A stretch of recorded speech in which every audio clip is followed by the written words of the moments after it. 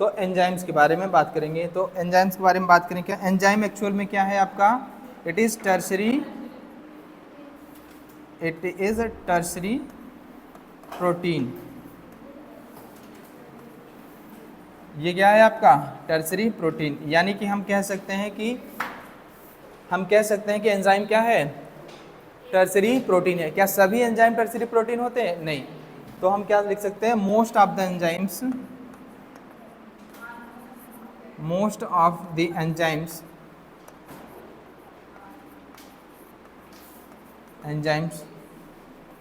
Are proteinaceous.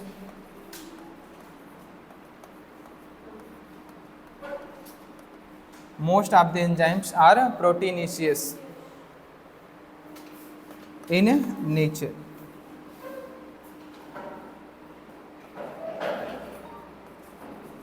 यानी कि ज्यादातर एंजाइम जो होते हैं वो क्या होते हैं, प्रोटीन नेचर के होते हैं। क्या होते हैं, प्रोटीनेशियस नेचर के होते हैं। क्या होते हैं आपके, प्रोटीनेशियस नेचर के होते हैं। कुछ एंजाइम्स क्या होते हैं आपके, some enzymes are nucleic acid nature के होते हैं। ठीक है, सम एंजाइम्स आर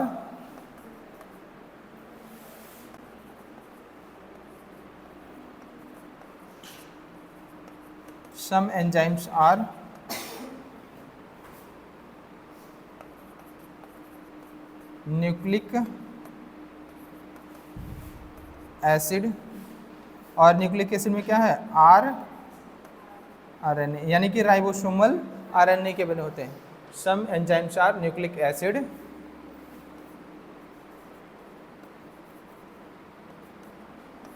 कुछ क्या होते हैं आपके न्यूक्लिक एसिड नेचर्स के होते हैं। एग्जाम्पल की बात करें तो क्या है आपका, एग्जाम्पल्स की बात करें तो इसमें क्या आएगा आपका, राइबोजाइम। क्या आएगा, राइबोजाइम।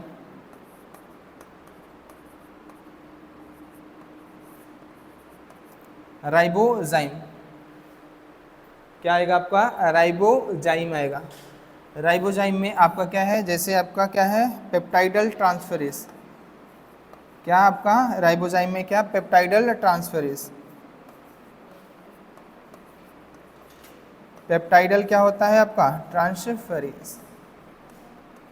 पेप्टाइडल ट्रांसफरेज आपका एक एंजाइम है जो कि क्या है, राइबोजाइम है, और ये क्या है, न्यूक्लिक एसिड का बना हुआ है एंजाइम है। किसका, न्यूक्लिक एसिड किसका, राइबोसोमल क्या है आपका, आरएनए का बना हुआ एंजाइम है, जो कि रिस्पॉन्सिबल होता है किसके लिए, पेप्टाइड बॉन्ड फॉर्मेशन या पेप्टाइडल एक्टिविटीज के लिए। अगर प्रोकैरियोटिक है तो 23S rRNA, और अगर आपका यूकैरियोट है तो 28S rRNA। पेप्टाइडल ट्रांसफरेज, और ये क्या कराएगा, पेप्टाइड बॉन्ड फॉर्मेशन। क्या करेगा, पेप्टाइड बॉन्ड फॉर्मेशन।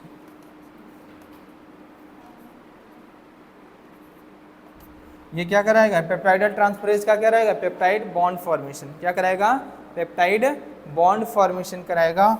और अगर ये प्रोकैरियोट्स में है, ये क्या है आपका, प्रोकैरियोटिक सेल है या प्रोकैरियोटिक ऑर्गेनिज्म है, प्रोकैरियोटिक सेल है, तो प्रोकैरियोटिक सेल में जो पेप्टाइडल ट्रांसफरेज होता है वो क्या होता है, 23S rRNA होता है।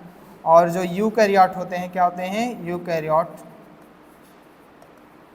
उसमें जो होता है पेप्टाइडल ट्रांसफरेज वो क्या होता है, 28S rRNA। कल ही लिखा है ना, rRNA। ये क्या होते हैं आपके, पेप्टाइडल ट्रांसफरेज बनाते हैं, जो कि रिस्पॉन्सिबल होता है पेप्टाइड बॉन्ड फॉर्मेशन। जब प्रोटीन सिंथेसिस होने लगती है तब, समझ में आया कि नहीं, जब प्रोटीन सिंथेसिस होने लगती है तब। एंजाइम्स क्या है आपके, बायो कैटलिस्ट हैं। क्या है आपके एंजाइम, क्या है ये, बायो कैटलिस्ट होते हैं, जो कि रिस्पॉन्सिबल होते हैं बायोकेमिकल रिएक्शन को कैटलाइज कराने के लिए। जो बायोकेमिकल रिएक्शंस होती हैं सेल्स में, जो क्या पाई जाती है, लिविंग सेल्स में जो केमिकल रिएक्शन पाए जाते हैं, बायोकेमिकल रिएक्शन, उनको क्या करती है, कैटलाइज कराने का काम करती है। लिविंग सेल्स में जो आपके ज़्यादातर जो बायोकेमिकल रिएक्शन होते हैं वो बहुत स्लो रेट से चलते हैं। क्या होते हैं? बहुत स्लो रेट से। अगर हमें रिएक्शंस को यानी कि बायोकेमिकल रिएक्शन को क्या करना है? फास्ट करना है। क्या करना है? फास्ट करना है। तो हम दो चीज़ें कर सकते हैं, या तो हम टेम्परेचर इंक्रीज कर दें और या किसका इस्तेमाल करें, यानी कि कैटलिस्ट या बायोकैटलिस्ट यानी कि एंजाइम्स का इस्तेमाल करें। तो हम ये संभव थोड़ी ना है कि हम क्या करें, सेल्स में टेम्परेचर बढ़ा दें, ये पॉसिबल तो है नहीं। तो हम क्या, तो आपका क्या होता है, इसकी जगह पे हम बायो कैटलिस्ट का इस्तेमाल करते हैं। वो क्या है आपका, आपके एंजाइम्स होते हैं। क्या होते हैं? एंजाइम्स होते हैं। ठीक है,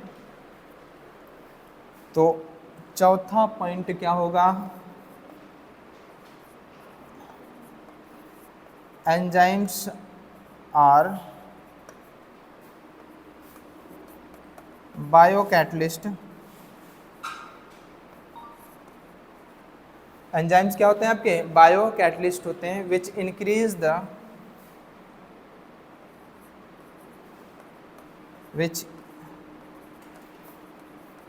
increase the rate of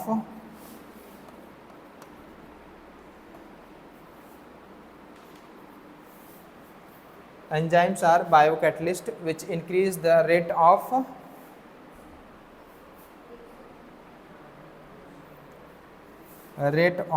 reaction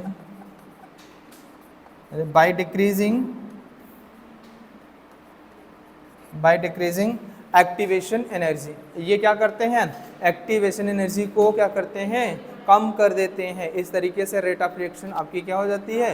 बढ़ जाती है। By decreasing rate of reaction.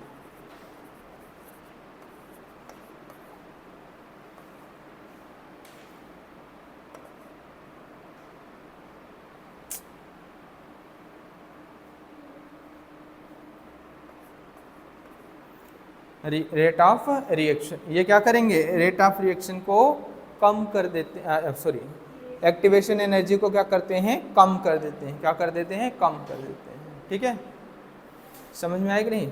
या तो हम क्या कर सकते हैं, रेट ऑफ रिएक्शन को टेम्परेचर बढ़ाएं तो बढ़ जाएगी, या तो फिर क्या करें, हम बायोकैटलिस्ट का इस्तेमाल करें। तो हम ये संभव थोड़ी ना है कि हम सेल में टेम्परेचर बढ़ा दें, ये संभव तो है नहीं। तो हम क्या, तो जो सेल के अंदर क्या होते हैं, बायोकैटलिस्ट होते हैं, उनका इस्तेमाल किया जाता है। और ये क्या करते हैं? रेट ऑफ रिएक्शन को क्या करते हैं? बढ़ा देते हैं। रेट ऑफ बायोकेमिकल जो रिएक्शंस होती है उनका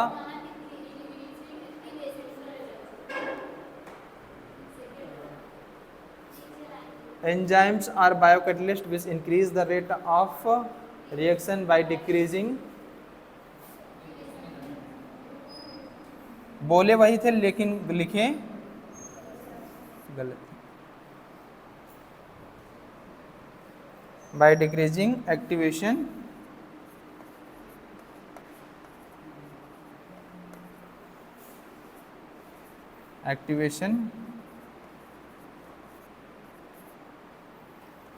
एनर्जी को क्या करेंगे? ठीक, मान लो ये ग्राफ है, ये क्या था आपका? सबस्ट्रेट। क्या था आपका? सबस्ट्रेट। और ये क्या बना था? प्रोडक्ट।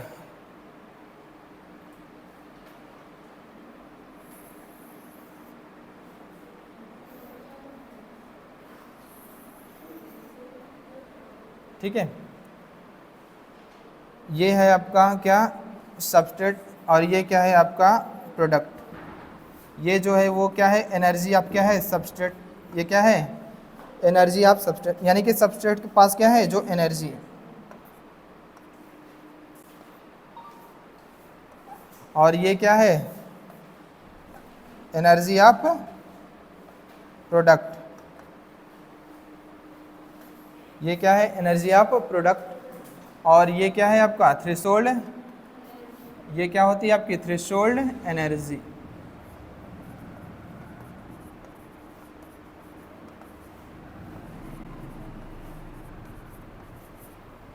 क्या होती है? Threshold energy. यानी अगर सबस्ट्रेट को क्या करना है? प्रोडक्ट में चेंज होना है, तो उसको उसके पास कितनी एनर्जी हो, मिनिमम कितनी एनर्जी होनी चाहिए, थ्रेशोल्ड एनर्जी के बराबर होनी चाहिए, कम से कम इतनी तो एनर्जी होनी चाहिए। क्या होनी चाहिए, इतनी एनर्जी होनी चाहिए। और ये क्या होती है, ये देखो सबस्ट्रेट के पास ऑलरेडी कुछ एनर्जी होती है, ऐसा नहीं कि जीरो एनर्जी लेवल में होता है, वो उसके पास कुछ एनर्जी होती है। और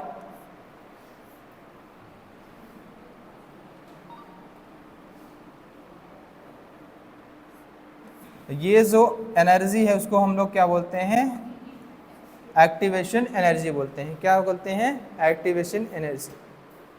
इतना अगर हमें क्या करना है, इसके पास ऑलरेडी ES एनर्जी है और अगर हम चाहते हैं प्रोडक्ट में चेंज करना सबस्ट्रेट को, तो हमें एक्टिवेशन एनर्जी के बराबर और एनर्जी देनी पड़ेगी, तब जाके ये थ्रेशोल्ड एनर्जी के बराबर पहुंचेगा और क्या होगा, आपका सबस्ट्रेट चेंज होगा प्रोडक्ट। ठीक है, ये था विदाउट एंजाइम। क्या था,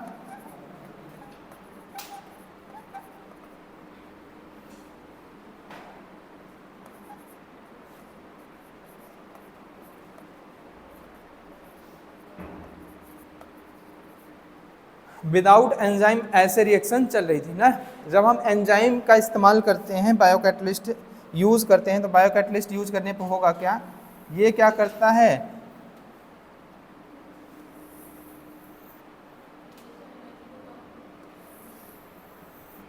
ये क्या करेगा, एक्टिवेशन एनर्जी को घटा देगा। क्या करेगा, एक्टिवेशन एनर्जी को घटा देगा। अब देखो इसकी एक्टिवेशन एनर्जी क्या हो गई, ये डैश। पहले इतनी थी एक्टिवेशन एनर्जी, अब क्या हो गई, इतनी। ठीक है, अब हमें क्या होगा, कम ही एनर्जी में क्या होगा, ये सबस्ट्रेट प्रोडक्ट में चेंज हो जाएगा।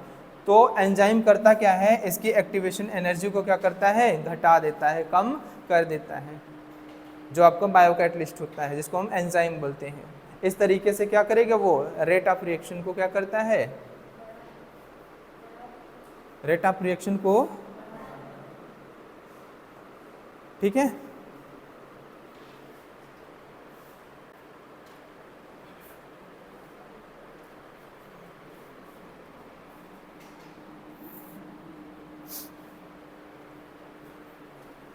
जैसे आपके बायोलॉजी में एक एग्जांपल है कार्बोनिक एसिड। कार्बोनिक एसिड यानी कि CO2 जब H2O के साथ मिलता है तो क्या बनता है आपका, कार्बोनिक एसिड। नॉर्मली अगर हम बात करें तो कार्बोनिक एसिड जो होता है 200 क्या होते हैं, 200 मॉलिक्यूल्स पर मिनट बनते हैं। जैसे अच्छा पर आवर बनता है। जब हम इस्तेमाल करते हैं किसका, आपके कार्बोनिक एनहाइड्रेस एंजाइम का इस्तेमाल करते हैं, तो वो क्या होता है, लगभग 6 लाख होता है। क्या, लगभग अप्रॉक्स 6 लाख मॉलिक्यूल्स पर सेकेंड क्या होते हैं, पर सेकेंड बनते हैं। क्या बनते हैं, पर सेकेंड बनते हैं। तो ये क्या करता है, ये क्या करता है, एक्टिवेशन एनर्जी को कम करके रिएक्शन क्या करेगा, तेज कर देता है, बढ़ा देता है। ठीक है, जैसे आपका क्या था, जैसे ये CO2 था। एग्जाम्पल अगर हम बात करें,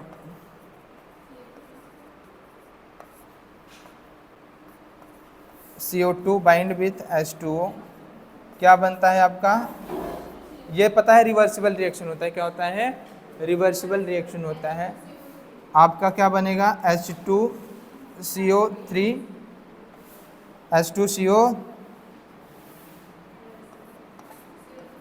इसको बोलते हैं कार्बोनिक, ठीक है, कार्बोनिक एसिड होता है। और ये क्या होता है, स्टेबल होता है, क्या अनस्टेबल, अनस्टेबल होता है। क्या होता है, अनस्टेबल,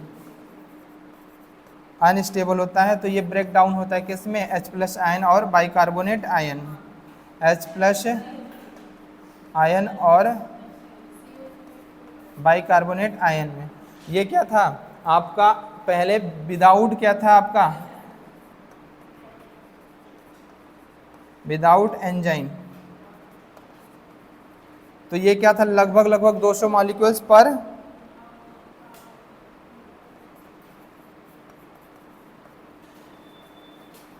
पर आवर बन रहे थे। ठीक है, अब क्या करते हैं, जैसे हम क्या इस्तेमाल करते हैं, कार्बोनिक एनहाइड्रेस, जो कि क्या है, एंजाइम होता है।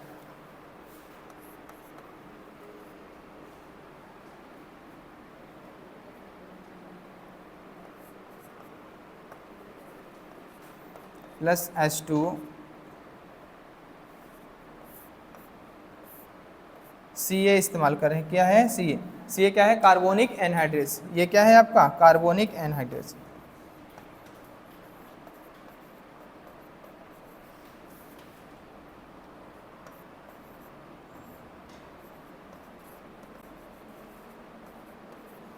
और ये क्या बन जाएगा आपका, H2CO3 अनस्टेबल होगा तो ये क्या हो जाएगा, डिसोसिएट हो जाएगा H+ आयन और बाइकार्बोनेट आयन। ठीक है,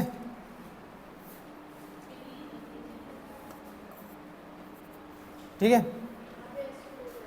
और क्या होता है,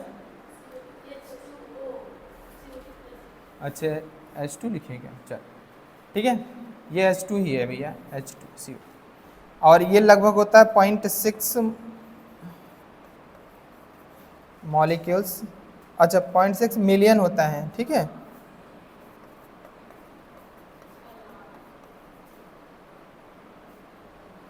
मिलियंस पर क्या होता है, सेकेंड। ठीक है, कहाँ देखो, पर आवर में क्या बन रहे थे, 200 मॉलिक्यूल्स, अब कितना बन रहा है, लगभग आपका कितना बन रहा है, 6 लाख। क्या हो रहा है, 6 लाख। ठीक है, 6 लाख पर सेकेंड, तो बहुत ज़्यादा फास्ट हो जाती है रिएक्शन। कार्बोनिक एनहाइड्रेस को बोलते हैं फास्टेस्ट एंजाइम इन बायोलॉजी। ठीक है, समझना, ये क्या होता है, सबसे फास्टेस्ट एंजाइम होती है कौन, कार्बोनिक एनहाइड्रेस। ये रेट ऑफ रिएक्शन को बहुत ज़्यादा फास्ट कर देती है by decreasing activation energy. Activation energy को क्या करेगा, स्लो डाउन कर देगा, और क्या करता है, आपका रेट ऑफ रिएक्शन को क्या करता है, बढ़ा देता है। रेट ऑफ रिएक्शन को क्या करेगा, बढ़ा देगा। समझ में आई नहीं, रेट ऑफ फॉर्मेशन जो है प्रोडक्ट का वो क्या हो जाएगा, बढ़ जाएगा। ठीक है, और याद रखिएगा एंजाइम जो होते हैं या जो कैटलिस्ट होते हैं वो किसी भी तरीके से केमिकल रिएक्शन में पार्टिसिपेट नहीं करते, यानी कि वो कंज्यूम नहीं होते chemical reaction.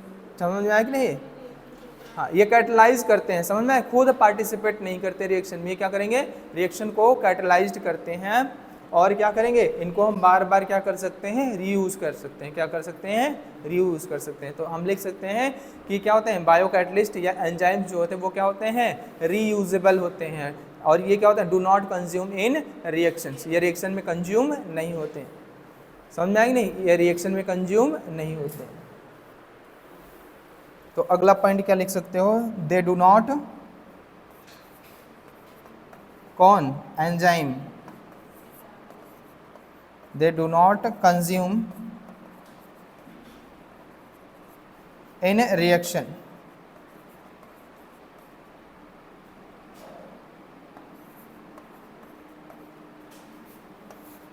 so they are reusable। ये क्या होंगे, reusable होते हैं, हम इनका बार बार क्या कर सकते हैं, इस्तेमाल कर सकते हैं। ठीक है, ये क्या होंगे, रीयूजेबल होते हैं।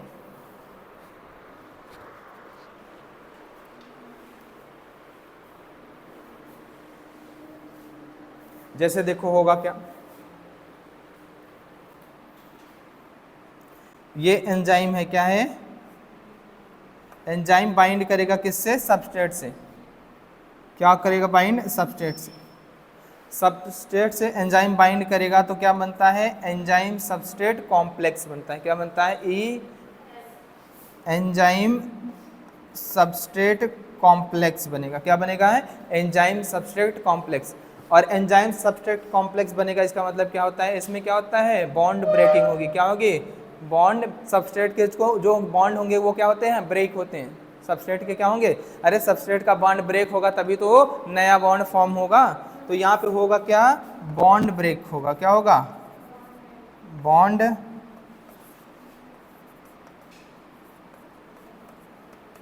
बॉन्ड ब्रेकिंग होगा। और ये कौन सा फेज होता है, ट्रांजिशन फेज होता है। क्या होता है, ट्रांजिशन फेज। जैसे यहाँ पे देखो, ग्राफ से देखो तो ये क्या है, ये आपका जो ग्राफ है ये क्या होती है, ये ट्रांजिशन फेज होती है। क्या होती है, ट्रांजिशन फेज होती है।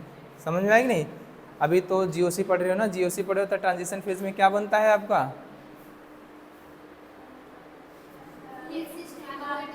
हाँ इंटरमीडिएट बनते हैं। क्या बनते हैं? इंटरमीडिएट। समझ में आया कि नहीं? आपका क्या होता है, सबस्ट्रेट का बॉन्ड ब्रेक होगा, क्या बनते हैं? इंटरमीडिएट। और वो इंटरमीडिएट क्या होते हैं? कुछ टाइम के लिए होते हैं। क्या होते हैं? कुछ टाइम के लिए। फिर नया बॉन्ड क्या होगा? फॉर्म होगा, और वो क्या बन जाएगा? फिर प्रोडक्ट बन जाएगा। समझ में आया कि नहीं? तो ट्रांजिशन फेज में क्या होगा आपका? ट्रांजिशन फेज में क्या होगा आपका? बॉन्ड ब्रेकिंग होगा, और इसी को हम लोग क्या बोलते हैं? ट्रांजिशन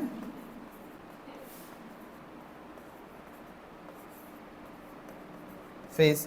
अब एंजाइम कॉम्प्लेक्स जो होता है, एंजाइम सबस्ट्रेट कॉम्प्लेक्स क्या बनाएगा? Enzyme product complex. क्या बनाएगा? Enzyme product complex. और एंजाइम प्रोडक्ट कॉम्प्लेक्स बनेगा तो क्या होता है? Bond formation. क्या होगा? Bond formation. क्या होगा? Bond formation. यानी कि अब नया बॉन्ड क्या हो रहा है? बन रहा है। यानी कि नया बॉन्ड क्या हो रहा है? बन रहा है। यहाँ पे बॉन्ड पहले सबस्ट्रेट के बीच में टूटा, उसके बाद क्या बना? एंजाइम प्रोडक्ट कॉम्प्लेक्स में नया बॉन्ड बना।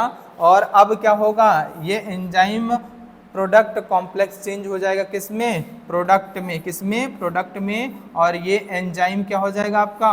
वापस से जैसा का था वैसा अलग हो जाएगा, और फिर से इसका इस्तेमाल हम कर सकते हैं यहाँ पे। फिर से ये चीज़ें रिपीट होंगी इस तरीके से। समझ में आएगी नहीं? फिर से क्या बनेगा? एंजाइम सबस्ट्रेट कॉम्प्लेक्स, और क्या बनेगा? Enzyme product complex. Then product क्या होगा? बन जाएगा, एंजाइम आपका अलग हो जाएगा। ठीक है? फिर ये क्या होगा? ये फ्रीज हो गया जो एंजाइम, जाके क्या करेगा? फिर सबस्ट्रेट से बाइंड करेगा। क्या करेगा? बाइंड करेगा। इस तरीके से क्या होती हैं आपकी केमिकल रिएक्शन या बायोकेमिकल रिएक्शन? कैटलाइज्ड होती हैं किसके द्वारा? एंजाइम्स के द्वारा। समझ में आएगी नहीं? एंजाइम्स के द्वारा क्या होंगे? कैटलाइज्ड होंगे। ठीक है?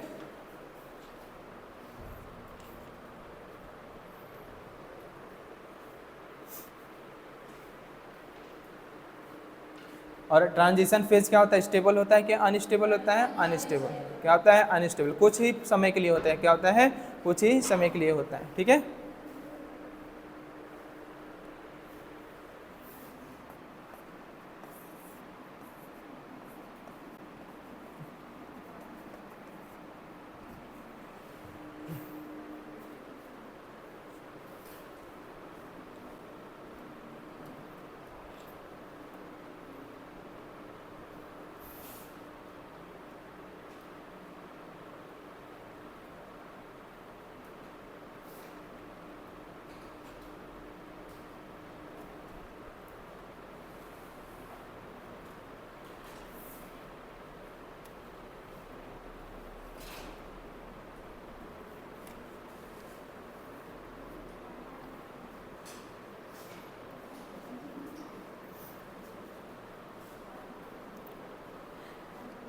क्या हुआ?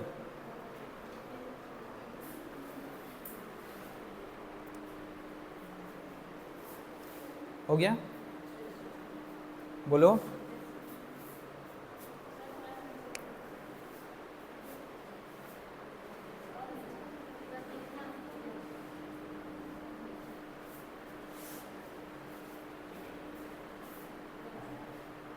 बाकी तो तुमको बताएं। एंजाइम्स क्या होते हैं? एंजाइम्स आपके बायो माइक्रोमॉलिक्यूल्स होते हैं ना? बायो माइक्रोमॉलिक्यूल्स होते हैं कि बायो माइक्रोमॉलिक्यूल्स? माइक्रोमॉलिक्यूल्स होते हैं गधों। ठीक है? प्रोटीन। समझ में आए? वैसे किसके बने हैं? प्रोटीन। ज़्यादातर एंजाइम प्रोटीन के बने होते हैं। और किसके? कुछ एंजाइम्स हैं जो क्या हैं आपके? न्यूक्लिक एसिड लाइक आपके राइबोसोमल आरएनए। और ये आरएनए क्या है? न्यूक्लिक एसिड क्या है आपका? मैक्रोमॉलिक्यूल्स। प्रोटीन क्या है? मैक्रोमॉलिक्यूल्स। तो एंजाइम क्या होगा? मैक्रोमॉलिक्यूल्स होगा। समझ में आया कि नहीं? हमने हार्मोन्स भी लिखाया था। क्या है आपका? मैक्रोमॉलिक्यूल्स। क्यों? आपका हार्मोन्स क्या हो गया? तो लिपिड का बना हो गया, तो किसका बना? प्रोटीन का बना होगा। ठीक है? समझ में आया कि नहीं? तो ये क्या होंगे? हार्मोन्स भी क्या होते हैं आपके? मैक्रो मॉलिक्यूल्स में आते हैं। ठीक है? तो अलग से लिखाने की जरूरत पड़ेगी क्या कि हार्मोन्स क्या, एंजाइम्स क्या होते हैं? और आपका एंजाइम जो होता है वो हीट क्या होता है? सेंसिटिव होता है। क्या होता है? Heat sensitive. और पीएच सेंसिटिव भी होता है। क्या होता है? पीएच सेंसिटिव भी होता है। और क्या होता है? हीट सेंसिटिव भी होता है। समझ में आया कि नहीं? आपके एंजाइम्स क्या होंगे? पीएच और हीट सेंसिटिव होते हैं। तो अगला पॉइंट क्या होता है? Enzymes are heat sensitive.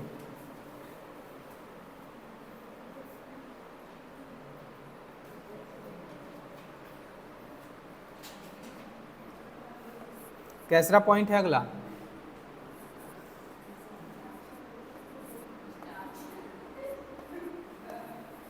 Enzymes are heat sensitive. ये क्या होंगे, हीट सेंसिटिव। क्या होते हैं ये, heat sensitive. Enzymes are heat sensitive. Heat sensitive का मतलब क्या हुआ, यानी कि इनका जो एक्टिविटी है, एंजाइम की जो एक्टिविटी है वो हीट पे डिपेंड करती है। अगर टेम्परेचर बढ़ाएंगे तो क्या होता है, एंजाइम की एक्टिविटी क्या होती है, एक पर्टिकुलर टेम्परेचर तक बढ़ेगी। उसके बाद क्या होती है, इसकी क्या होती है, जो प्रोटीन स्ट्रक्चर होती है वो डीनेचर्ड हो जाती है। क्या होती है, डीनेचर। तो एंजाइम क्या हो जाता है, खराब हो जाता है। तो आपका क्या होगा, रेट ऑफ रिएक्शन क्या होता है, डिक्रीज होने लगता है। क्या होने लगता है, डिक्रीज होने लगता है। एक ग्राफ से हम समझेंगे एंजाइम का जो हीट सेंसिटिव नेचर है उसको। ठीक है, ग्राफ आपका आता है, एक बेल शेप्ड ग्राफ बनता है, रेट ऑफ रिएक्शन और आपका जो होता है क्या, टेम्परेचर। ये क्या है आपका, रेट ऑफ रिएक्शन है। क्या है आपका, रेट ऑफ रिएक्शन है, रेट ऑफ रिएक्शन है। और ये क्या है आपका, हीट या टेम्परेचर कह लो। क्या है आपका, हीट।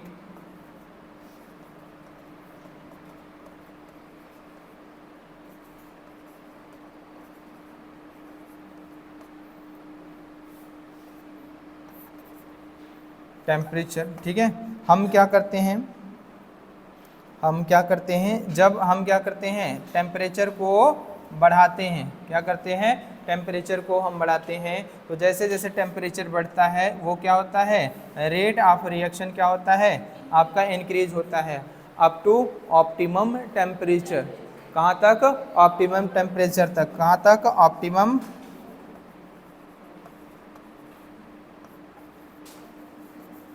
टेम्परेचर तक। क्या होगा, ऑप्टिमम टेम्परेचर तक क्या होगा आपका, रेट ऑफ रिएक्शन। देखो जैसे हम टेम्परेचर बढ़ा रहे हैं, आपका क्या हुआ, एक पर्टिकुलर टेम्परेचर तक आपका रेट ऑफ रिएक्शन बढ़ा। और उसके बाद क्या होता है, उसके बाद देखो रेट ऑफ रिएक्शन क्या हो रहा है, डिक्रीज हो रहा है। क्या हो रहा है, डिक्रीज हो रहा है। तो डिक्रीज होने का कारण क्या होता है, जैसे ही हम क्या करते हैं, ऑप्टिमम टेम्परेचर से ज़्यादा टेम्परेचर करते हैं तो प्रोटीन स्ट्रक्चर क्या होने लगती है, ख़राब होने लगती है। तो एंजाइम का नेचर भी क्या होता है, ख़राब हो जाता है। तो आपका रेट ऑफ रिएक्शन भी क्या होगा, घट जाता है। क्या होता है, घट जाता है। यहाँ पे बढ़ा, फिर देखो रेट ऑफ रिएक्शन क्या होगा, घटने लगा। क्या हुआ, घटने लिया। ये किस शेप का ग्राफ होता है, बेल शेप।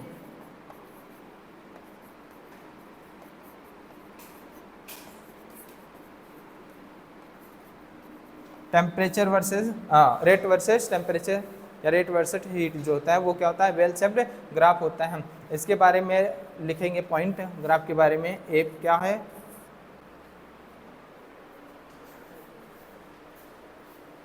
हम क्या करें, ऑन इंक्रीजिंग टेम्परेचर। ठीक है, on increasing temperature rate of reaction. Initially जो रेट ऑफ रिएक्शन होता है वो क्या होता है, इंक्रीज होता है। Then after a particular temperature rate of reaction decreases. ठीक है, तो क्या करेंगे, ऑन इंक्रीजिंग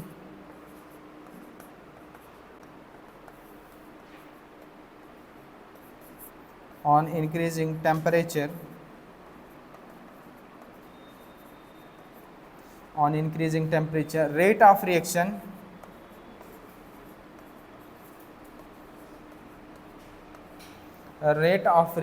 first increases। पहले क्या होगा, फर्स्ट increases then decreases। ठीक है, समझ आएगी नहीं। या यूं हम इसको लिख सकते हैं, on increasing temperature rate of reaction increases up to optimum temperature. तो ये भी क्या है, सही है। Then after it rate of reaction decreases.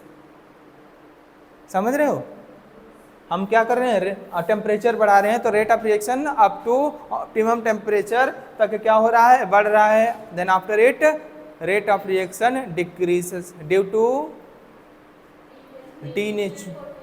Denature of protein या denature of tertiary structure of protein. समझ में आएगी नहीं? Then after on increasing temperature rate of reaction first increases then decreases. और डिक्रीज क्यों हुआ? Due to denature of tertiary structure of protein. ठीक है, या हम इसको इस तरीके से लिख सकते हैं on increasing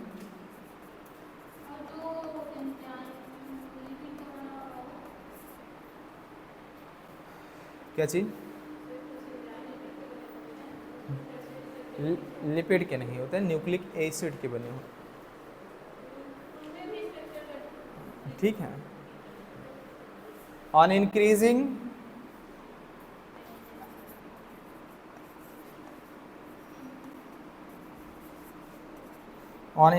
temperature rate of reaction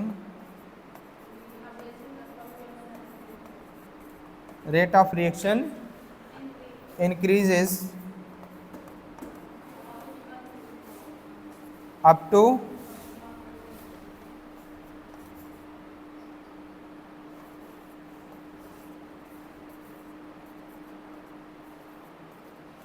optimum temperature. और इसके बाद अब भी आप अगर टेम्परेचर इंक्रीज कर रहे हैं तो क्या होगा? रेट ऑफ रिएक्शन क्या होगा? डिक्रीज होगा। समझ में आएगा नहीं? ठीक है, एक बात बोलूं, enzymes work on same optimum temperature, ये चीज सही है या गलत है? Enzymes work on same optimum temperature, ये सही है या गलत है?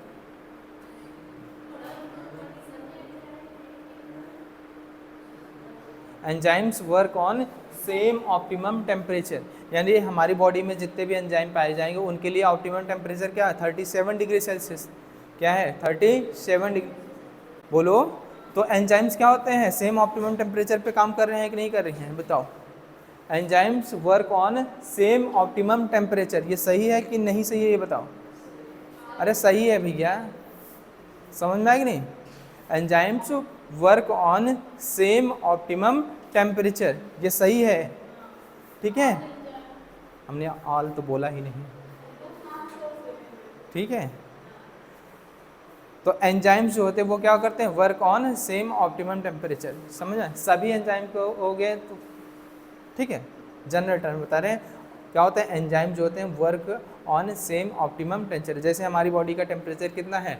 37 डिग्री सेल्सियस। तो क्या होगा? हमारे अंदर जितने भी एंजाइम हैं उनके लिए ऑप्टिमम टेम्परेचर क्या है? 37 डिग्री सेल्सियस। वैसे अगर हम बात करें ऑप्टिमम टेम्परेचर की, तो ऑप्टिमम टेम्परेचर जो होता है वो लगभग होता है 25 से लेकर 40 डिग्री सेल्सियस या 30 से लेकर 40 डिग्री सेल्सियस। क्या होता है? 25 से 40 डिग्री सेल्सियस या 30 से लेकर 40 डिग्री सेल्सियस जो होता है वो क्या होता है? Optimum temperature. और इस टेम्परेचर पर जो एक्टिविटी होती है एंजाइम की क्या होती है? मैक्सिमम होती है। क्या होती है? मैक्सिमम एक्टिविटी होती है एंजाइम्स की ऑप्टिमम टेम्परेचर रेंज। ठीक है, तो अगला पॉइंट हम ये लिख सकते हैं बी पॉइंट की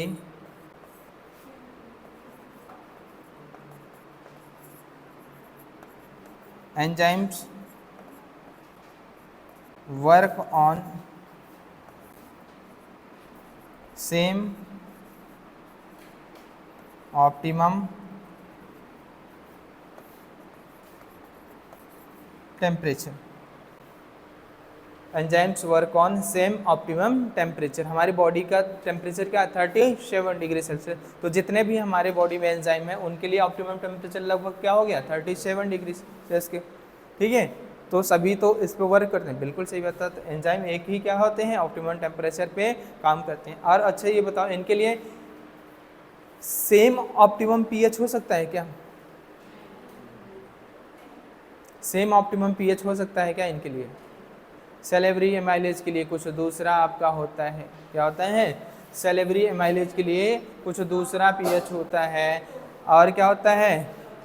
इंटेस्टाइन से जो एंजाइम रिलीज होता है उनके लिए कुछ दूसरा होता है। स्टमक में कुछ दूसरा होता है। ठीक है, जैसे आपका, ठीक है, हाँ, तो एंजाइम्स क्या होते हैं, पीएच स्पेसिफिक होते हैं। क्या होते हैं, एंजाइम पीएच स्पेसिफिक होते हैं। या जो एंजाइम्स होते हैं उनका ऑप्टिमम टेम्परेचर क्या होता है, अलग अलग होता है। यानी कि एंजाइम्स जो होते हैं वो different optimum pH different optimum pH पे क्या करते हैं, वर्क करते हैं। लेकिन आपका क्या होता है, सेम ऑप्टिमम टेम्परेचर होता है। ऑप्टिमम टेम्परेचर सेम होगा लेकिन डिफरेंट क्या होगा, आपका पीएच होगा। भी बताएंगे जब पीएच पढ़ाने लगेंगे, ठीक है। तो enzymes work on same optimum temperature. लिखना हो तो यहीं पे लिख लो, बट हैव डिफरेंट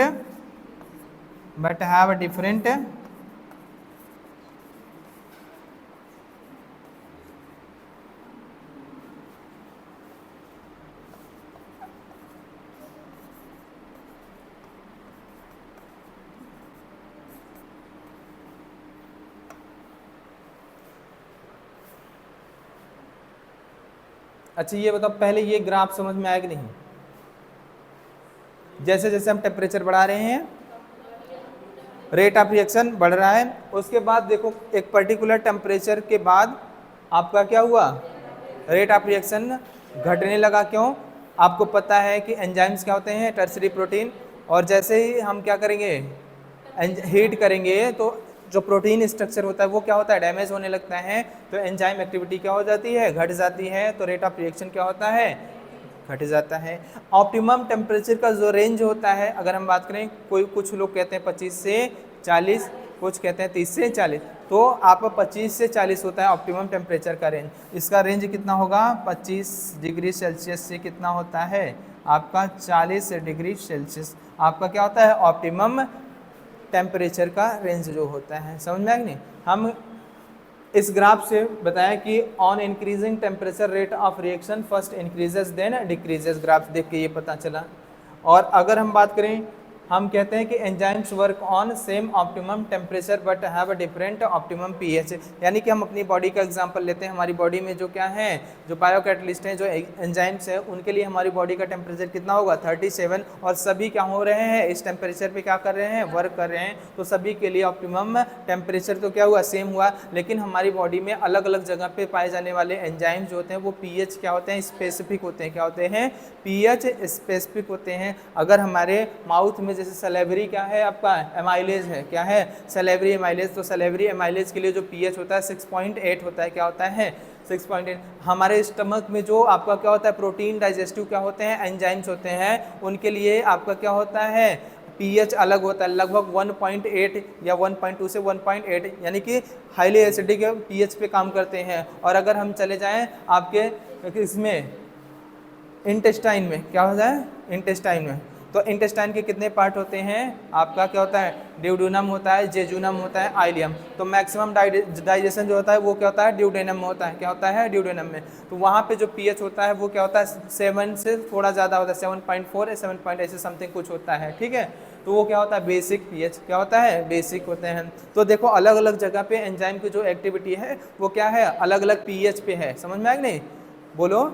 और ये जो एमाइलेज है, सलेवरी एमाइलेज है ना, ऐसा नहीं कि स्टमक में आने के बाद ये सलेवरी एमाइलेज एक्टिव फॉर्म में होगा, ये एक्टिव फॉर्म में नहीं होगा। या स्टमक में जो पाया जाने वाला क्या है, प्रोटीन डाइजेस्टिव एंजाइम, वो आपका क्या हो जाएगा, ड्यूडेनम में जाएगा, तो उसकी एक्टिविटी रहेगी, नहीं रहेगी। क्यों, क्योंकि ये क्या है, पीएच स्पेसिफिक होते हैं। ये पर्टिकुलर पीएच रेंज पे ही क्या करते हैं, फंक्शन करते हैं, वर्क करते हैं। अगर पीएच आप ज़्यादा बढ़ाओगे घटाओगे तो इनका फंक्शन भी क्या होता है, अफेक्ट होता है। समझ में आया कि नहीं। लेकिन हमारी बॉडी में अगर देख लो तो सेम जगह हमारी बॉडी का टेम्परेचर तो सेम है, हर एंजाइम्स क्या रहा है, सेम ऑप्टिमम टेम्परेचर पे क्या कर रहा है, वर्क कर रहा है। तो इसलिए हम लिखते हैं कि क्या लिखते हैं कि enzymes work on same optimum temperature but have different optimum pH. समझ में आया कि नहीं है, बोलो। ना समझ में आया हो तो बताओ, बोलो बोलो। चलो अच्छा, हम एक स्टेटमेंट कह रहे हैं, अगर आपको समझ में आया तो बताइएगा। एक स्टेटमेंट बोल रहे हैं, आपको अगर समझ में आया तो बताइएगा। ग्राफ को देख के बता रहे हैं, ठीक है। ऑन इंक्रीजिंग टेम्परेचर हम क्या करेंगे, टेम्परेचर अगर क्या कर रहे हैं, ऑप्टिमम टेम्परेचर से हम चाहे फ्रॉम ऑप्टिमम टेम्परेचर से, चाहे हम टेम्परेचर इंक्रीज करें चाहे डिक्रीज करें, रेट ऑफ रिएक्शन जो होता है वो क्या होता है, ऑलवेज डिक्रीजेज। ये सही है कि नहीं? From optimum temperature either increase और decrease temperature, rate of reaction always decreases. देख लो यहाँ पे अगर आपको ऑप्टिमम टेम्परेचर, चाहे आप क्या करिए टेम्परेचर बढ़ाइए तब भी रेट ऑफ रिएक्शन, और चाहे आप क्या करिए फिर भी रेट ऑफ रिएक्शन क्या होता है, क्या होता है, डिक्रीज होता है। तो अगला पॉइंट हम इसमें क्या लिख सकते हैं, from optimum temperature either temperature increase और decrease, rate of reaction always, always क्या होता है, डिक्रीजेस। ग्राफ देखो, from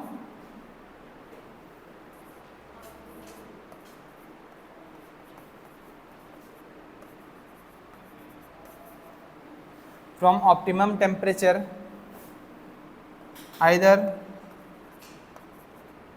temperature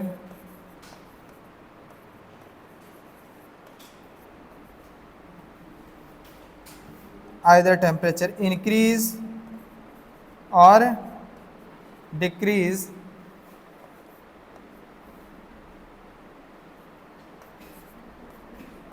rate of reaction always increases की डिक्रीजेज, डिक्रीजेज।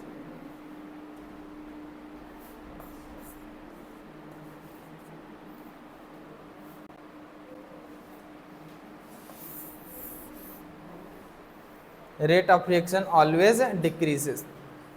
क्या हो गया,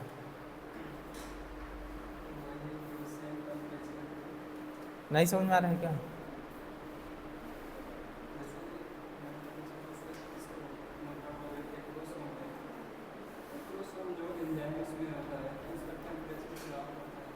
किसका टेम्परेचर? हाँ हाँ हाँ हाँ हाँ, वो वर्क कहाँ करता है फीमेल की बॉडी में?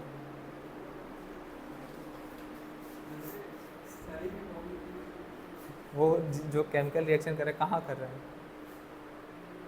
हम कहें work on same optimum temperature, ठीक है।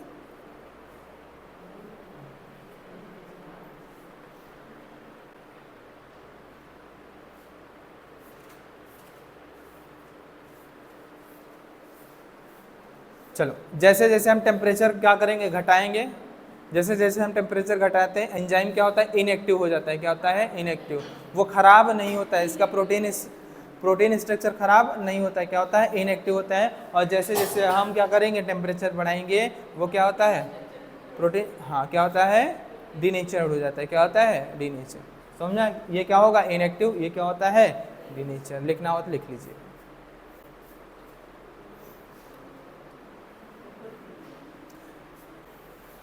हम क्या करेंगे, अगर हम क्या कर रहे हैं, टेम्परेचर डिक्रीज कर रहे हैं तो एंजाइम जो है वो क्या होती है, इनएक्टिव हो जाती है।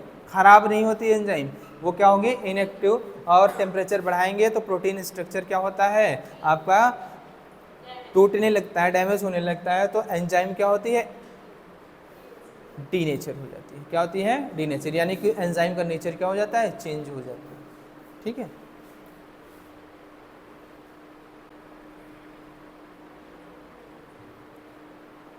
एंजाइम का नेचर क्या होता है, चेंज हो जाता है। ठीक।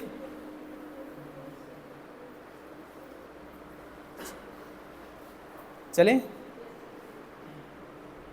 अगला पॉइंट लिखना।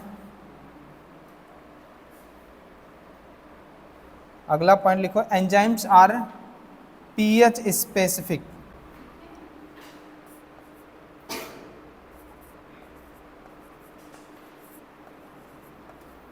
Enzymes are pH specific. ठीक है, एंजाइम्स आर पीएच स्पेसिफिक। क्या टेम्परेचर पीएच स्पेसिफिक पढ़े हो क्या? तो कि नहीं, सैलिवरी एनालिसिस, मुंह में 37 से कुछ कम था बॉडी टेम्परेचर, वो तब काम कर रहा था, पेट में गया तो कुछ और ज़्यादा कुछ मतलब इंटेस्टाइन में गया तो कुछ और, ऐसा कुछ है क्या? मतलब अलग अलग बॉडी पार्ट के क्या होते हैं टेम्परेचर, क्या अलग अलग होते हैं क्या? नहीं, लगभग क्या होते हैं, सेम होते हैं। क्या होते हैं? सेम होता है बॉडी टेम्परेचर, ठीक है। तो एंजाइम्स क्या होते हैं? Are pH specific. क्या होते हैं? PH specific. इसका मतलब होता है enzymes work on different optimum pH.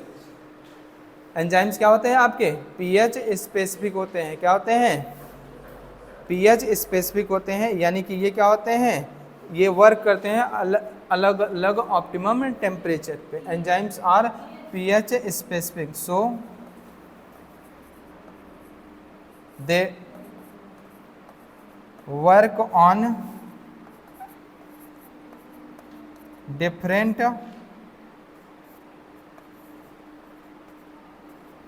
Optimum pH.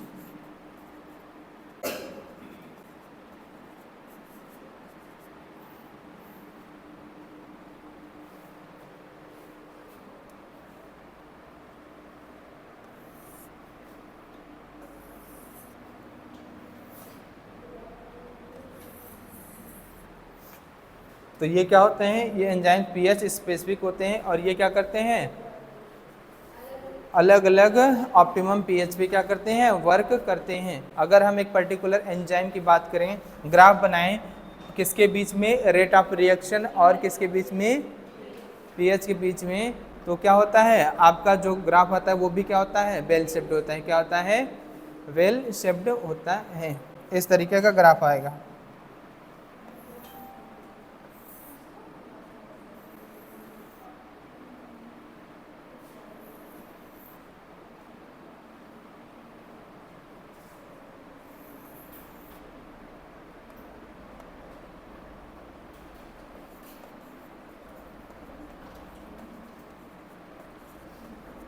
ये क्या है? Optimum pH.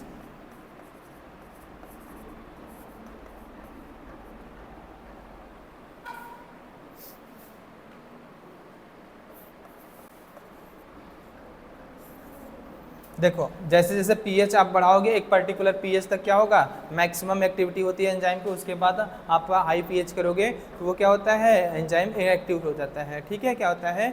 इनएक्टिव, ठीक है। वो क्या होता है? इनएक्टिव हो जाता है। तो रेट ऑफ रिएक्शन क्या हो जाएगा? घट जाएगा। और जैसे जैसे पीएच डिक्रीज करोगे तो एंजाइम भी क्या होगा? इनएक्टिव, तो रेट ऑफ रिएक्शन क्या हो जाएगा? घट जाएगा।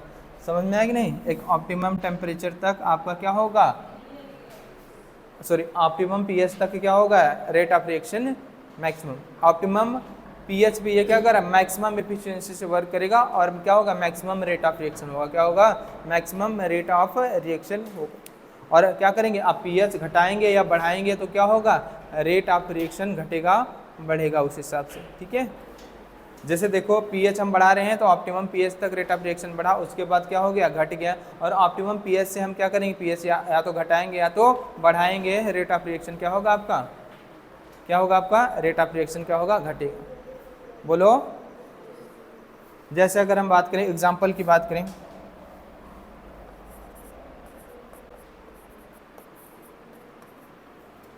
जैसे आप सलेवरी एमाइलेज पढ़े हो,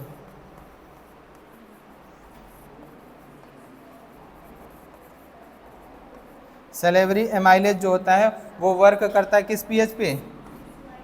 6.8।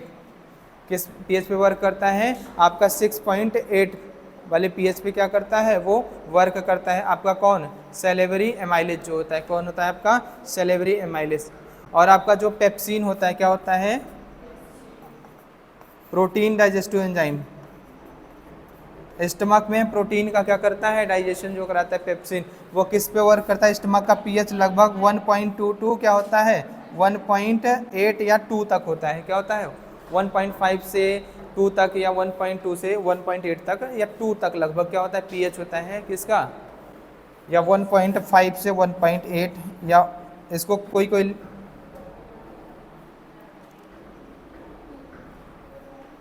1.5 टू 1.8 या लगभग क्या होता है? 2 तक पीएच होता है किसका? स्टमक का। क्या का? स्टमक का। और इस पीएच पे वर्क करता है आपका क्या? पेप्सिन। तो देखो सलेवरी एमाइलेज के लिए पीएच क्या है 6.8, पेप्सिन के लिए क्या है 1.8, क्या है आपका 1.8। और पैनक्रियाटिक जो जूस होता है क्या होता है, पैनक्रियाटिक जूस या पैनक्रियाटिक एंजाइम जो होता है उसके लिए क्या होता है 7.4 या 7.8 समथिंग होता है पैनक्रियाटिक एंजाइम। और क्या होता है आपका जो पैनक्रियाटिक एंजाइम है क्या है आपका,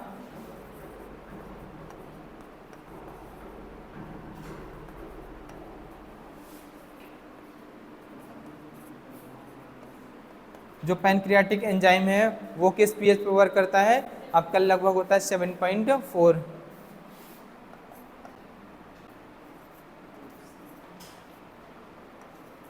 इस तरीके का पीएच पे वर्क कर रहे हैं। तो देखो अलग अलग पीएच पे अलग अलग एंजाइम वर्क कर रहे हैं, क्या कर रहे हैं अलग अलग। सलेवरी एमाइलेज के लिए कुछ दूसरा पीएच, पेप्सिन के लिए कुछ दूसरा, पैनक्रियाटिक एंजाइम के लिए कुछ दूसरा पीएच है। तो इन सभी क्या है, ये सभी एंजाइम क्या है अपने पीएच क्या है, एक पर्टिकुलर पीएच के लिए क्या है स्पेसिफिक है, क्या है पर्टिकुलर पीएच के लिए क्या है स्पेसिफिक। यानी कि एंजाइम क्या हुआ,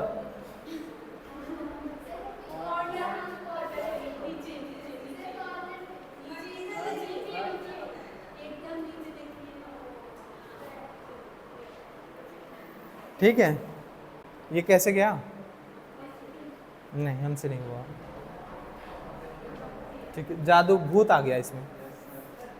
तो क्या हो गया, ये देखो ये लगभग क्या कर रहा है 6.8 पीएच पे, और ये लगभग 2, और ये लगभग 7.5 के रेंज में जो पीएच है उस पे काम कर रहा है। तो हर एक एंजाइम अलग अलग पीएच पे काम कर रहा है, ठीक है, अलग अलग पीएच पे काम कर रहे हैं। तो ये क्या होंगे एंजाइम, क्या होंगे पीएच स्पेसिफिक, इसीलिए बोल दिया जाता है कि एंजाइम्स क्या होते हैं, enzymes are pH specific, they work on different optimum pH. इसके लिए अलग ऑप्टिमम पीएच, इसके लिए अलग, इसके लिए अलग, सबके लिए अपना अलग अलग क्या है एक ऑप्टिमम पीएच है। समझ में आएगा नहीं, हमारी बॉडी में ही तो पाए जा रहे हैं, सैलेवरी का माउथ में पाया जा रहा है, पेप्सिन का स्टमक में, और क्या आ रहा है पैनक्रियाटिक एंजाइम पैनक्रियाज से निकलने वाला, ठीक है। तो इनके क्या है पीएच क्या है अलग अलग है। बॉडी का टेम्परेचर तो एक ही है, यानी कि एक ही ऑप्टिमम टेम्परेचर पे तो काम कर रहे हैं, लेकिन इनका ऑप्टिमम पीएच क्या है अलग अलग है। ये पीएच क्या है स्पेसिफिक है, पर्टिकुलर पीएच के लिए क्या है स्पेसिफिक है, उसी पर्टिकुलर पीएच पे ये क्या होते हैं इफेक्टिव होते हैं, या इनकी एफिशिएंसी होती है। बोलो बोलो,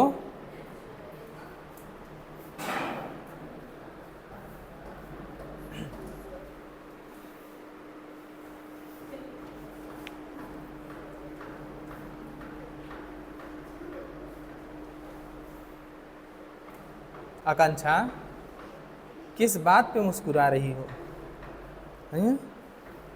और वो तो हमेशा मुस्कुराती रहती है, जैसे जैसे आती है तो लाफिंग गैस सूंघ के बैठती है, नहीं उसको कुछ कह नहीं सकते, वो सही है, वो अपनी दुनिया में मस्त है, उसने अलग सी दुनिया बनाई। नहीं हमको रास आता है खुशी, ठीक है, हमको रास क्यों नहीं आएगा, आप हंसिए, बिल्कुल हंसिए, अल्टीमेट क्या है हंसना है मुस्कुराना है, हंसिए बिल्कुल। अब ये कहीं मैयत पे जाएगी वहाँ पे भी वहाँ पे ऐसे ही कहेगी हम आपको रास नहीं आ रही हमारे यहाँ से, ठीक है, बिल्कुल रास आएगी, क्यों नहीं आएगी, ठीक है। हम ये तो कह ही नहीं कि कोई मूर्ख है, मैंने ऐसा कहा, ठीक। तो क्लास में बैठ के हंसने वाला क्या होता है हमेशा, हाँ क्लास में बैठ के हमेशा हंस रहे होते क्या हो, अच्छा हम गलत समय पे देखते, वो समय ही गलत होता है जब हम देखते हैं, सही समय पे हम देख ही नहीं पाते इसको, ठीक है। चलो नोट पॉइंट लिखो, कहेगी हम गुस्सा नहीं होते हैं, ठीक है, कहेगी हम गुस्सा नहीं होते हैं, खुद गुस्सा हो रही है।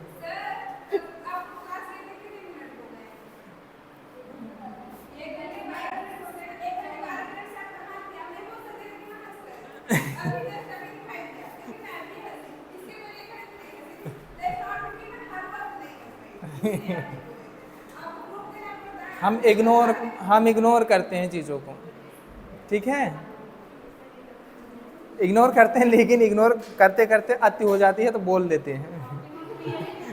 ठीक है, हम अच्छे कहाँ हैं, हम बोल रहे हैं क्या? यहाँ पे अच्छाई वाली बात ही नहीं है, अच्छे और बुरे की बात ही नहीं है यहाँ पे। ठीक है, हम तो कहते हैं हम तो ना अच्छे हैं और ना बुरे हैं। ठीक है, ये तो आपका पर्सनल ओपिनियन है ना, आप कह सकते हो अपने बारे में, हम क्यों कहें, ये तो आपका पर्सनल ओपिनियन। हाँ तो हम तो जानते हैं हम अच्छे नहीं हैं, वो तो हम ऑलरेडी जानते हैं, कुछ नया बताओ तो जाने। ठीक है, नहीं सुनेंगे, एक दिन सुनेंगे, अभी सुनते हैं। नोट पॉइंट लिखो, नोट पॉइंट लिखो, लिखो most of the enzymes, most of the enzymes, most of the enzymes, enzymes are thermolabile, most of the enzymes are, most of the enzymes are thermolabile। ठीक है, ऑल एंजाइम थर्मोलेबाइल नहीं होते हैं, most of the enzymes क्या होते हैं, thermolabile. Thermolabile का मतलब हुआ कि ऐसे एंजाइम बहुत ज़्यादा वेरी मतलब ये वाइड रेंज ऑफ टेम्परेचर पे वर्क नहीं करते। समझ में आया कि नहीं? समझ, एक पर्टिकुलर टेम्परेचर तक ही क्या करते हैं, वर्क करते हैं। इसके बाद अगर टेम्परेचर आप बढ़ाते हैं तो इनकी जो एक्टिविटी होती है एंजाइम की वो क्या होती है, डिक्रीज हो जाती है, घट जाती है। इसका मतलब ये हुआ कि ये क्या होते हैं, थर्मोलेबाइल होते हैं, एक पर्टिकुलर रेंज ऑफ टेम्परेचर तक ही क्या करते हैं, वर्क करते हैं। ये हाई टेम्परेचर जैसे होगा वैसे ही क्या होती है, इनकी एफिशिएंसी या इनकी एक्टिविटी क्या होती है, घट जाती है, डिक्रीज हो जाती है। इसका मतलब हुआ थर्मोलेबाइल होते हैं। ये क्या हुआ, थर्मोलेबाइल। सभी एंजाइम थर्मोलेबाइल नहीं होते, ज़्यादातर एंजाइम जो होते हैं वो क्या होते हैं आपके, थर्मोलेबाइल होते हैं, एक्सेप्ट आपका टैग पॉलीमरेज। क्या होता है, टैग पॉलीमरेज, जो कि हम पीसीआर में पढ़ेंगे। बायोटेक्नोलॉजी जब पढ़ने लगते हैं पीसीआर में, हम क्या करते हैं, डीएनए का एम्प्लीफिकेशन करते हैं, डीएनए की कॉपीज बनाते हैं, तो उसमें हम एंजाइम इस्तेमाल करते हैं। जो डीएनए पॉलीमरेज होता है वो क्या है आपका, टैग पॉलीमरेज। और टैग पॉलीमरेज क्या है, एक तरह का क्या है, डीएनए पॉलीमरेज, जो कि आपका एक्सट्रैक्ट किया जाता है। एक बैक्टीरिया है जिसका नाम होता है थर्मस एक्वेटिकस, और ये थर्मस एक्वेटिकस बैक्टीरिया जो होता है वो क्या होता है, हाई थर्मोस्टेबल हो, तो वो मतलब हाई टेम्परेचर पे सस्टेन करता है। समझ में आया कि नहीं? वो बहुत ज़्यादा मतलब हाई टेम्परेचर पे क्या कर सकता है, वो सरवाइव कर सकता है। उससे हम एक्सट्रैक्ट करते हैं डीएनए पॉलीमरेज एंजाइम, और उस पॉलीमरेज एंजाइम का नाम क्या है, टैग पॉलीमरेज। ये हाई टेम्परेचर पे भी क्या करता है, एक्टिव रहता है, एफिशिएंट रहता है। इसलिए हम बोलते हैं कि मोस्ट ऑफ द एंजाइम्स क्या होते हैं, थर्मोलेबाइल होते हैं। नहीं तो हम क्या बोलते हैं, ऑल एंजाइम्स आर थर्मोलेबाइल। और एक्सेप्ट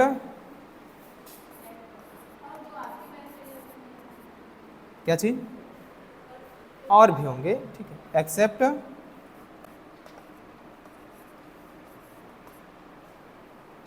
चलो एक्सेप्ट मत लिखो, जाने दो। ठीक है, ठीक है, लिखो tag polymerase, tag polymerase, tag polymerase is thermostable,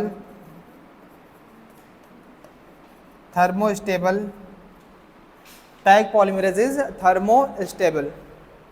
ये क्या होता है, थर्मोस्टेबल होता है, यानी कि work on high temperature.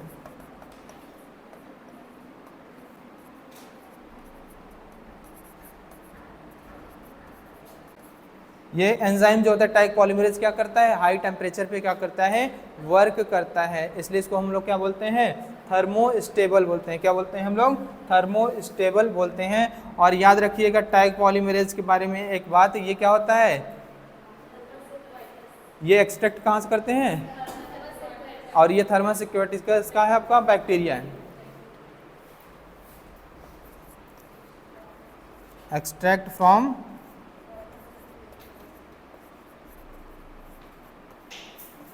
Thermus aquaticus, एक क्या है आपका बैक्टीरिया है,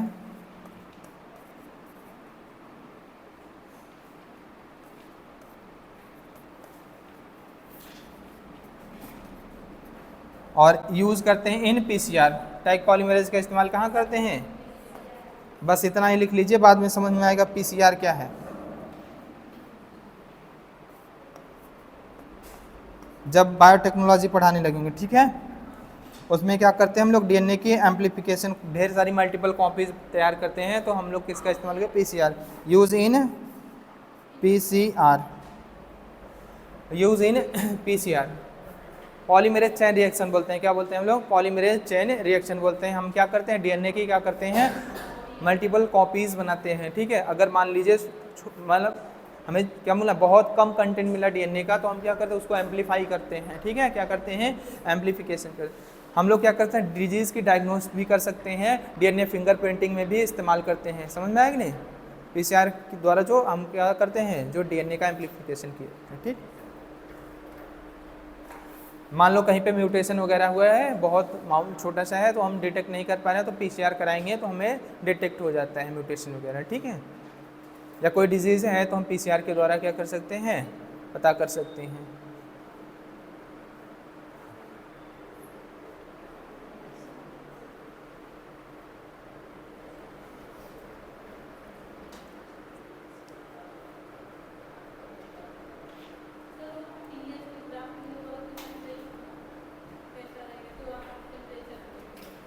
क्या? हाँ, तो ऑप्टिमम पीएच पे आप पीएच आइदर इंक्रीज करिए और डिक्रीज करिए, रेट ऑफ रिएक्शन डिक्रीज होगा। और हाँ, आल्सो डिक्रीज। इनिशियली क्या होगा? आप पीएच इंक्रीज करेंगे तो क्या होगा? रेट ऑफ रिएक्शन क्या होगा? इंक्रीज होगा up to optimum temperature, then after it क्या होगा? रेट ऑफ रिएक्शन डिक्रीजेस, ठीक है। इतना तो समझ सकते हो, ठीक है। ठीक है, अलग अलग पीएच के लिए अलग अलग क्या होगा? ये ग्राफ अलग अलग होगा। अब किसी अलग अलग एंजाइम के लिए अगर कोई एंजाइम दूसरा होता, उसके लिए क्या होता? दूसरा कुछ बनता, ठीक है। उसके लिए आपका, जैसे देखो ये मान लो क्या था? ए एंजाइम था, क्या था? ये ए एंजाइम के लिए था, क्या था? ए एंजाइम के लिए। मान लो बी एंजाइम है, तो बी एंजाइम के लिए ऐसे बन जाता ग्राफ, उसके लिए ऑप्टिमम आपका क्या होता? ऑप्टिमम पीएच ये हो जाता, ठीक है। और मान लो कोई सी है, तो हो सकता है सी के लिए कोई ये बन जाता, इसके लिए ऑप्टिमम पीएच क्या है? ये है, ठीक है। समझ में आया कि नहीं? इस तरीके से बनता अलग अलग एंजाइम के लिए, ठीक है। समझ में आया कि नहीं? बस ऐसे, ठीक।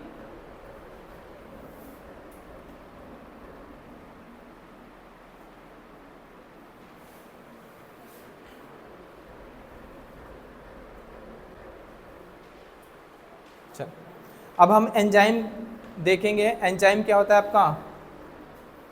एंजाइम को दो तरीके से हम पढ़ेंगे। सिंपल एंजाइम क्या है और कॉन्जुगेट एंजाइम या होलो एंजाइम क्या होता है। सिंपल एंजाइम क्या है और आपका क्या है? कॉन्जुगेट या होलो एंजाइम क्या होता है। सिंपल एंजाइम वो एंजाइम होते हैं जो केवल और केवल क्या होते हैं? प्रोटीन के बने होते हैं। और आपके क्या होता है? कॉन्जुगेट एंजाइम या होलो एंजाइम होते हैं, क्या इनमें प्रोटीन के अलावा क्या होता है? कुछ नॉन प्रोटीनिशियस पार्ट भी होते हैं। क्या होते हैं? नॉन प्रोटीनिशियस पार्ट भी होते हैं इस तरीके के एंजाइम में। समझ में? उनको हम लोग क्या बोलते हैं? कॉन्जुगेट एंजाइम या क्या बोलते हैं हम लोग? Holo enzyme. समझा कि? और ये नॉन प्रोटीनिशियस जो पार्ट होता है वो दो तरीके का हो सकता है। इसको हम लोग नॉन प्रोटीनिशियस पार्ट को हम लोग कोफैक्टर बोलते हैं। क्या बोलते हैं? कोफैक्टर। और प्रोटीनिशियस पार्ट को क्या बोलते हैं हम लोग? एपो एंजाइम बोलते हैं। क्या बोलते हैं? Apo enzyme. कोफैक्टर आपका क्या हो सकता है? दो तरीके का हो सकता है। हो सकता है कि आपका कोफैक्टर जो है वो क्या है? आपका प्रोस्थेटिक ग्रुप वाला है, या हो सकता है कि आपका क्या है? कोएंजाइम। क्या है आपका? कोएंजाइम। अगर ये प्रोस्थेटिक ग्रुप है तो प्रोस्थेटिक ग्रुप में जो नॉन प्रोटीनिशियस तो होगा, ऑर्गेनिक क्या होते हैं? मॉलिक्यूल्स होते हैं। ये क्या करते हैं? आपके एपो एंजाइम से क्या होते हैं? एपो एंजाइम से टाइटली क्या होते हैं? कश के बंधे हुए होते हैं। क्या होते हैं? कश के बंधे हुए होते हैं, जिनको हम लोग क्या बोलते हैं? प्रोस्थेटिक ग्रुप बोलते हैं। प्रोस्थेटिक ग्रुप में क्या आ जाएगा आपका? हीमोग्लोबिन में जो हिम कंटेनिंग जो आयरन है, ठीक है, वो क्या है आपका? हिम कंटेनिंग आयरन आपका क्या है? ये क्या है? आपका प्रोस्थेटिक ग्रुप है। कैटलेज हो गया, क्या हो गया? कैटलेज, पेरोक्सीडेज, इन सभी में क्या होता है? ये क्या होते हैं? ये इन सभी में आपका प्रोस्थेटिक ग्रुप के एग्जाम्पल होते हैं। और अगर बात करें कोएंजाइम की बात करें तो कोएंजाइम में क्या होगा, कोएंजाइम में नॉन प्रोटीनेशियस जो पार्ट होता है वो एपोएंजाइम से क्या होता है, लूजली क्या होता है, बाउंडेड होता है, लूजली क्या होता है, बाउंडेड होता है। और इसके एग्जाम्पल जो होते हैं कोएंजाइम के, ज़्यादातर जो विटामिन होते हैं, विटामिन डेरिवेटिव्स जो होते हैं विटामिन में देखने को मिलता है, जैसे आपका NADA और FADA, जो विटामिन B3 और विटामिन B2 में, नियासिन को क्या बोलते हैं, विटामिन B3 बोलते हैं ना, विटामिन B3 और विटामिन B2 में NAD और FAD होता है, NAD और FAD, जो ये एग्जाम्पल है किसका, आपके कोएंजाइम के एग्जाम्पल होते हैं। क्या होते हैं, कोएंजाइम के एग्जाम्पल होते हैं। अगर पूछे आपसे कि कौन सा एंजाइम यानी कि कौन सा कोफैक्टर इजीली सेपरेबल है, आसानी से सेपरेट हो जाएगा, तो आपका कौन है, जो लूजली बाउंडेड है एपोएंजाइम से, वो आसानी से क्या हो जाएगा, सेपरेट हो जाएगा, यानी कि कोएंजाइम क्या होगा आपका, इजीली क्या होता है, सेपरेट हो जाता है। तो हम एंजाइम के बारे में पढ़ेंगे। एंजाइम आपका ये एंजाइम हो सकता है आपका क्या हो, सिंपल टाइप का एंजाइम हो, क्या है आपका, सिंपल, क्या हो आपका, सिंपल एंजाइम हो, क्या हो आपका, सिंपल एंजाइम हो सकता है, क्या हो आपका, कॉन्जुगेट एंजाइम हो, क्या हो आपका, कॉन्जुगेट एंजाइम हो, कॉन्जुगेट एंजाइम, और क्या हो आपका, होलो एंजाइम हो,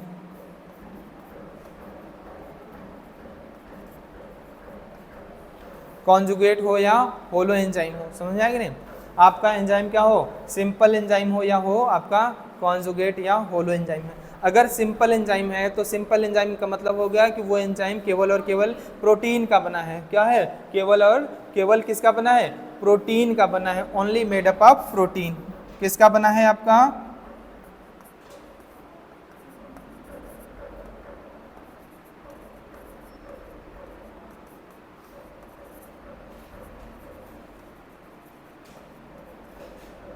only made up of protein, यानी कि केवल और केवल ये किसका बना है, प्रोटीन का, किसका। और अगर आपका होलो एंजाइम है तो होलो एंजाइम में क्या होगा, प्रोटीन होगा प्लस क्या होगा, नॉन प्रोटीन, ये किसका होगा, protein plus non protein parts का बना होता है, made up of protein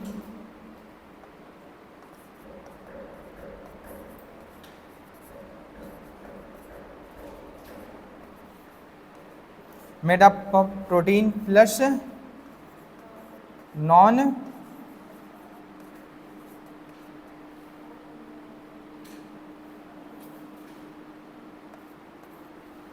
protein plus non protein, क्या होता है, ये आपका बना होगा किसका, made up of protein plus non protein. इसमें यानी कि प्रोटीन वाला भी पार्ट होता है और क्या होता है, नॉन प्रोटीन वाला भी पार्ट, क्या होगा, प्रोटीन वाला पार्ट और क्या होगा, नॉन प्रोटीन वाला पार्ट होता है, किसमें, आपके होलो एंजाइम में या जो कॉन्जुगेट एंजाइम होते हैं उनमें, होलो एंजाइम या कॉन्जुगेट एंजाइम जो होते हैं उनमें। ये मान लो ये क्या है आपका प्रोटीनेशियस एंजाइम है, क्या है आपका, प्रोटीनेशियस एंजाइम, क्या है आपका, प्रोटीनेशियस एंजाइम। तो प्रोटीनेशियस एंजाइम के एग्जाम्पल की अगर हम बात करें तो एग्जाम्पल आपका क्या हो जाएगा, जैसे आप पेप्सिन पढ़े हो तो पेप्सिन आपका क्या है, प्रोटीनेशियस एंजाइम है। रेनिन आपका क्या है, प्रोटीनेशियस एंजाइम है। और आपका ट्रिप्सिन क्या है, आपका प्रोटीनेशियस एंजाइम है। ये सभी क्या है आपके, प्रोटीनेशियस एंजाइम। आपका क्या है, पेप्सिन हो गया, रेनिन हो गया, ट्रिप्सिन हो गया। पेप्सिन किसका एग्जाम्पल है, प्रोटीनेशियस। रेनिन RENNIN, ठीक है, एक RENIN ही होता है, ठीक है, समझ में आएगी नहीं। रेनिन आपका ये क्या है, प्रोटीन डाइजेस्टिव एंजाइम है। रेनिन, पेप्सिन हो गया, रेनिन हो गया, और आपका क्या हो गया, ट्रिप्सिन, ETC। ये सभी क्या है आपके, ये क्या है, प्रोटीनेशियस क्या है होते हैं आपके, एंजाइम होते हैं। क्या होते हैं, प्रोटीनेशियस एंजाइम्स होते हैं। क्या होते हैं आपके, प्रोटीनेशियस एंजाइम्स होते हैं। समझ में आएगी नहीं। चल ये आपका क्या है, आपका क्या है, होलो एंजाइम। ये होलो एंजाइम में ये क्या है, मान लो ये प्रोटीन वाला पार्ट है, क्या है आपका, प्रोटीन वाला पार्ट। और प्रोटीन वाले पार्ट से आपका जुड़ा हुआ होता है क्या, आपका नॉन प्रोटीन। ये क्या है, प्रोटीन, और ये क्या है,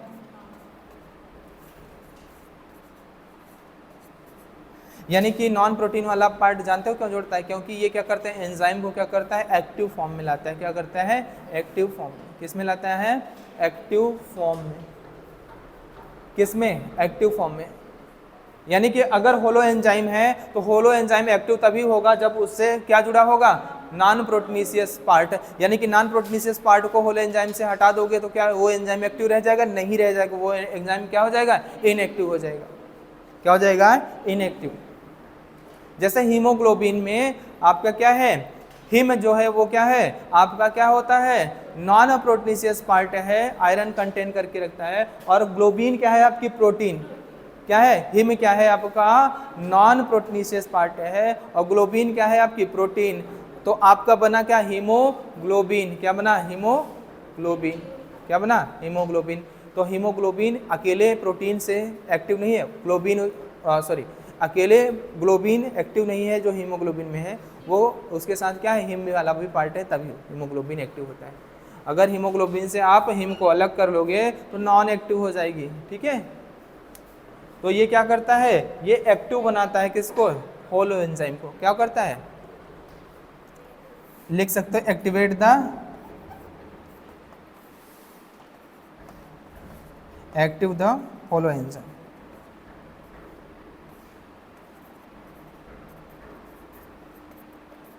ठीक है, प्रोटीन वाले पार्ट को हम लोग क्या बोलते हैं, एपो एंजाइम। क्या बोलते हैं हम लोग, होलो एंजाइम में जो प्रोटीन है उसको क्या बोलते हैं हम लोग, एपो एंजाइम। और नॉन प्रोटीन को हम लोग क्या बोलते हैं, कोफैक्टर बोलते हैं। क्या बोलते हैं हम लोग, कोफैक्टर। प्रोटीन को हम लोग क्या बोलते हैं, एपो एंजाइम। क्या बोलते हैं, प्रोटीन वाले पार्ट को क्या बोलते हैं हम लोग, एपो एंजाइम। और नॉन प्रोटीन वाला पार्ट जो है उसको क्या बोलते हैं हम लोग, कोफैक्टर। क्या बोलते हैं, कोफैक्टर। ठीक है, कोफैक्टर। अब ये कोफैक्टर आपके एपो एंजाइम से किस तरीके से बंधा हुआ है, यानी कि किस तरीके से जुड़ा हुआ है, इस बात पे निर्भर करता है कि कोफैक्टर कितने प्रकार का होगा। कोफैक्टर क्या होते हैं, दो प्रकार के होंगे।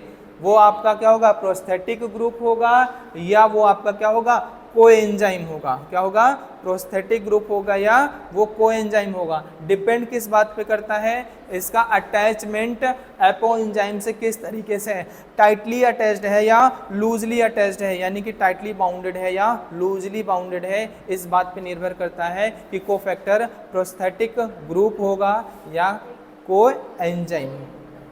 समझ में आया कि नहीं, इतना लिखिए।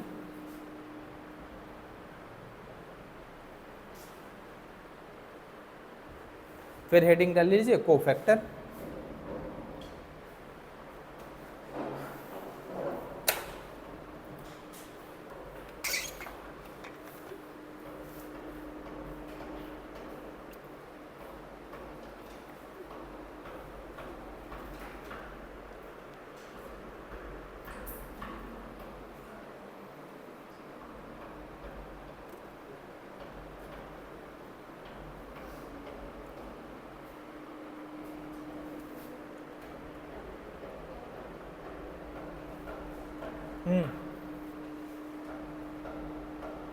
क्या दिक्कत है, पूनम नहीं दिखाई दे रहा क्या,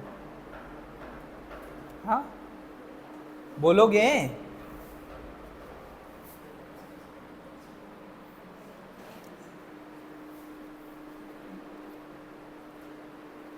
सो जाओ।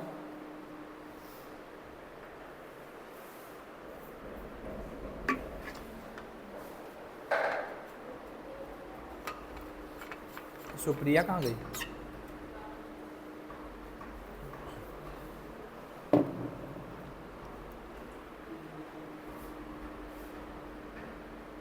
सनी नहीं आया क्या,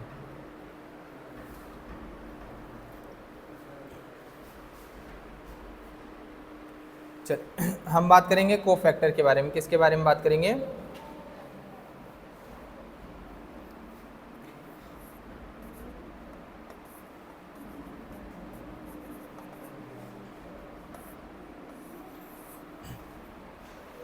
किसके बारे में बात कर रहे हैं हम लोग? कोफैक्टर के बारे में। अगर कोफैक्टर आपका क्या है? नॉन प्रोटीनेसियस और ऑर्गेनिक है। क्या है आपका? नॉन प्रोटीनेसियस ऑर्गेनिक है और वो क्या है? टाइटली अटैच्ड है विद एपोएंजाइम, तो वो क्या होगा? आपका प्रोस्थेटिक ग्रुप होगा। क्या है ये? क्या है? Non proteinaceous. अगर आपका कोफैक्टर क्या है? नॉन, वैसे कोफैक्टर तो नॉन प्रोटीनेसियस होगा ही, ठीक है, नॉन प्रोटीनेसियस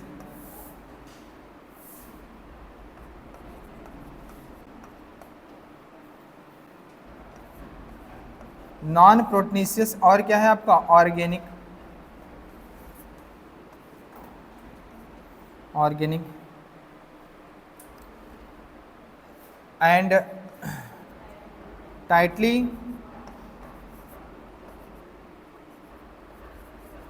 टाइटली बाउंडेड या tightly attached, tightly bounded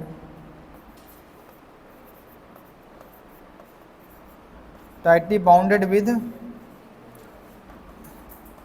tightly bounded या फर्मली क्या बोलते हैं हम लोग? बाउंडेड, ठीक है, टाइटली या फर्मली बाउंडेड वो उसका मतलब होता है, ठीक है, टाइटली या firmly bounded with apoenzyme.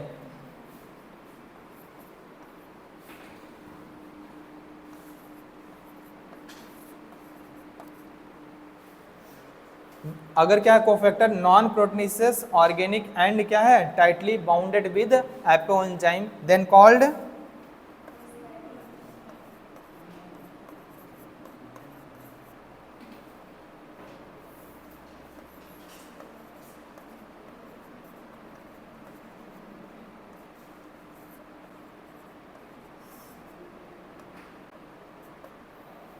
Called prosthetic group. उसको हम क्या बोलते हैं? प्रोस्थेटिक ग्रुप बोलते हैं। क्या बोलते हैं हम? प्रोस्थेटिक ग्रुप बोलते हैं, ठीक है। क्या बोलते हैं हम? Prosthetic group. Example, him containing iron.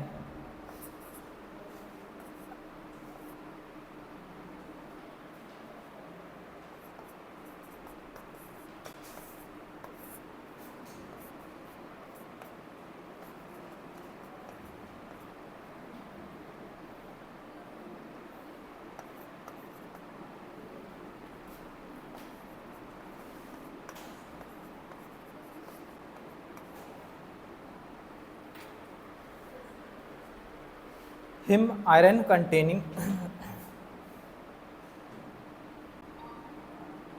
Him iron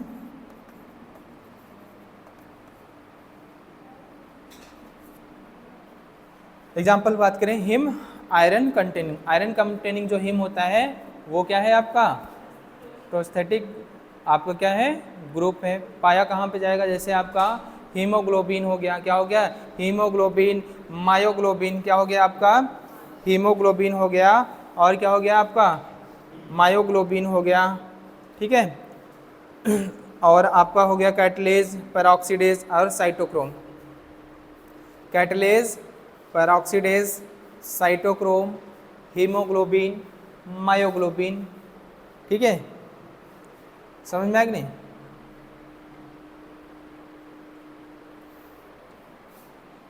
और ये हिम कंटेनिंग आयरन कहाँ पाया जाएगा आपका? हिम कंटेनिंग आयरन कहाँ पे देखने को मिलेगा? किसमें? हीमोग्लोबिन में।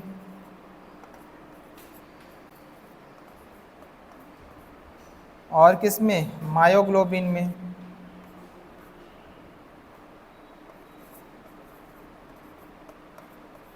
और क्या होगा? कैटलेज, पेरोक्सी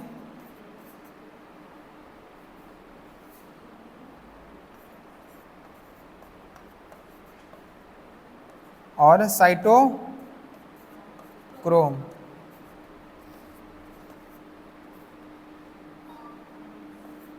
तो ये हिम कंटेनिंग जो आयरन है वो क्या है आपका, एग्जाम्पल किसका है, प्रोस्थेटिक ग्रुप पे। और ये देखने को किस में मिलता है, हीमोग्लोबिन में आपको मिलेगा हिम कंटेनिंग आयरन, और मायोग्लोबिन में, कैटलेज में, पेरोक्सीडेज में, और साइटोक्रोम में। क्या होगा, साइटोक्रोम में। ठीक है, किसमें, साइटोक्रोम। दूसरा अगर हम बात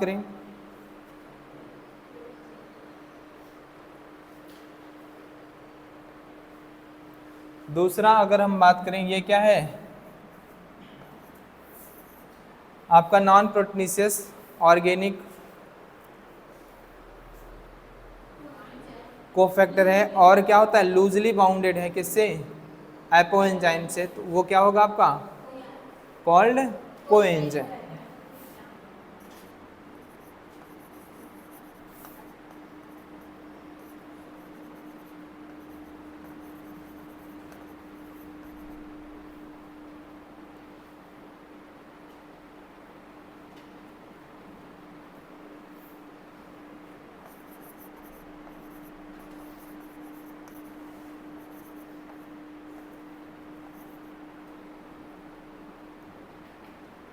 non proteinaceous and loosely bounded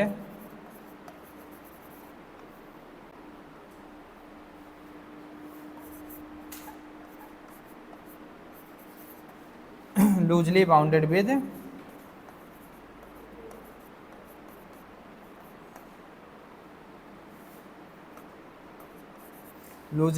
with apo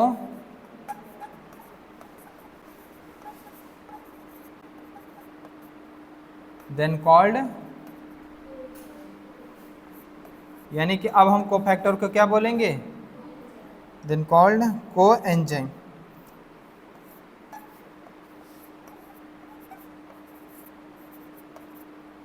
और ये कोएंजाइम मोस्टली पाया जाता है किसमें, विटामिन्स में। किसमें, विटामिन्स में। जैसे B3 हो गया, B2, B3 में क्या, NAD, और B2 में FAD। NAD और FAD आपका क्या है, एग्जाम्पल है किसका, कोएंजाइम का। और किस में देखने को मिलता है, विटामिन्स में। विटामिन्स जो होते हैं उनमें देखने को मिलता है।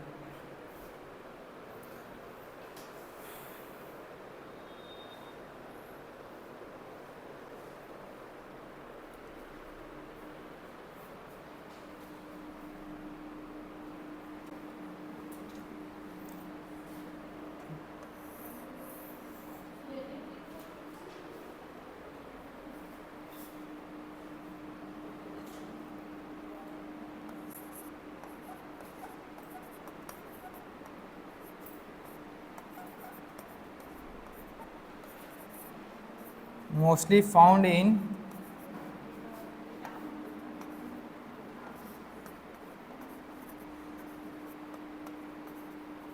vitamins like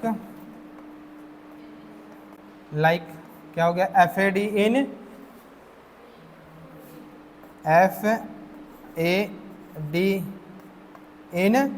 vitamin B3, vitamin B2 में होता है, इन विटामिन B2। और विटामिन B2 को हम लोग क्या बोलते हैं, कि राइबोफ्लेविन बोलते हैं। विटामिन B3 को हम लोग नियासिन बोलते हैं। विटामिन B3 को हम लोग नियासिन बोलते हैं, इसको राइबोफ्लेविन बोलते हैं। ठीक है,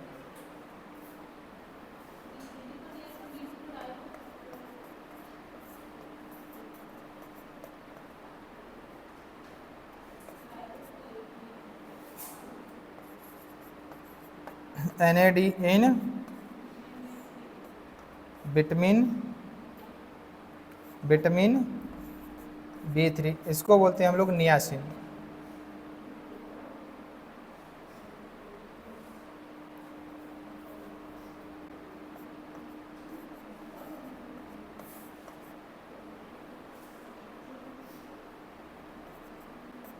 इसको बोलते हैं हम लोग नियासिन। विटामिन B3 को हम लोग बोलते हैं नियासिन। ठीक है,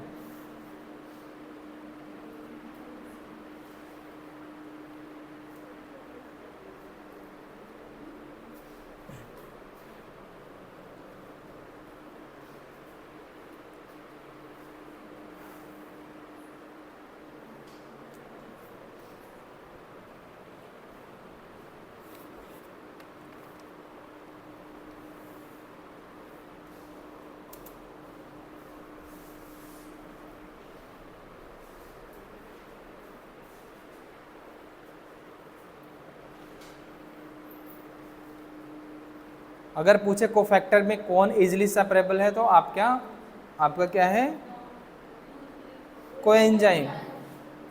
वो क्या हो, लूजली बाउंडेड होता है, तो क्या होता है, इजिली सेपरेबल। अच्छा, कुछ इनऑर्गेनिक क्या होते हैं, एक्टिवेटर्स होते हैं। क्या, कुछ इनऑर्गेनिक एंजाइम एक्टिवेटर्स होते हैं, जैसे क्लोराइड आयन हो गया, जैसे magnesium +2 ion, zinc +2 ion, molybdenum ion, sodium ion, ये सभी क्या होते हैं, एंजाइम एक्टिवेटर्स होते हैं। इनऑर्गेनिक क्या होते हैं, ये एंजाइम इनऑर्गेनिक हैं, ये क्या होते हैं, एंजाइम इनएक्टिवेटर्स होते हैं। इनऑर्गेनिक आयन्स हैं जो कि क्या होते हैं, एंजाइम एक्टिवेटर्स होते हैं। ठीक है, कल पढ़ाएंगे आपको कि आपका सोडियम क्या करता है, किसको आपको किसको कौन से एंजाइम को एक्टिवेट करता है, एटीपेज।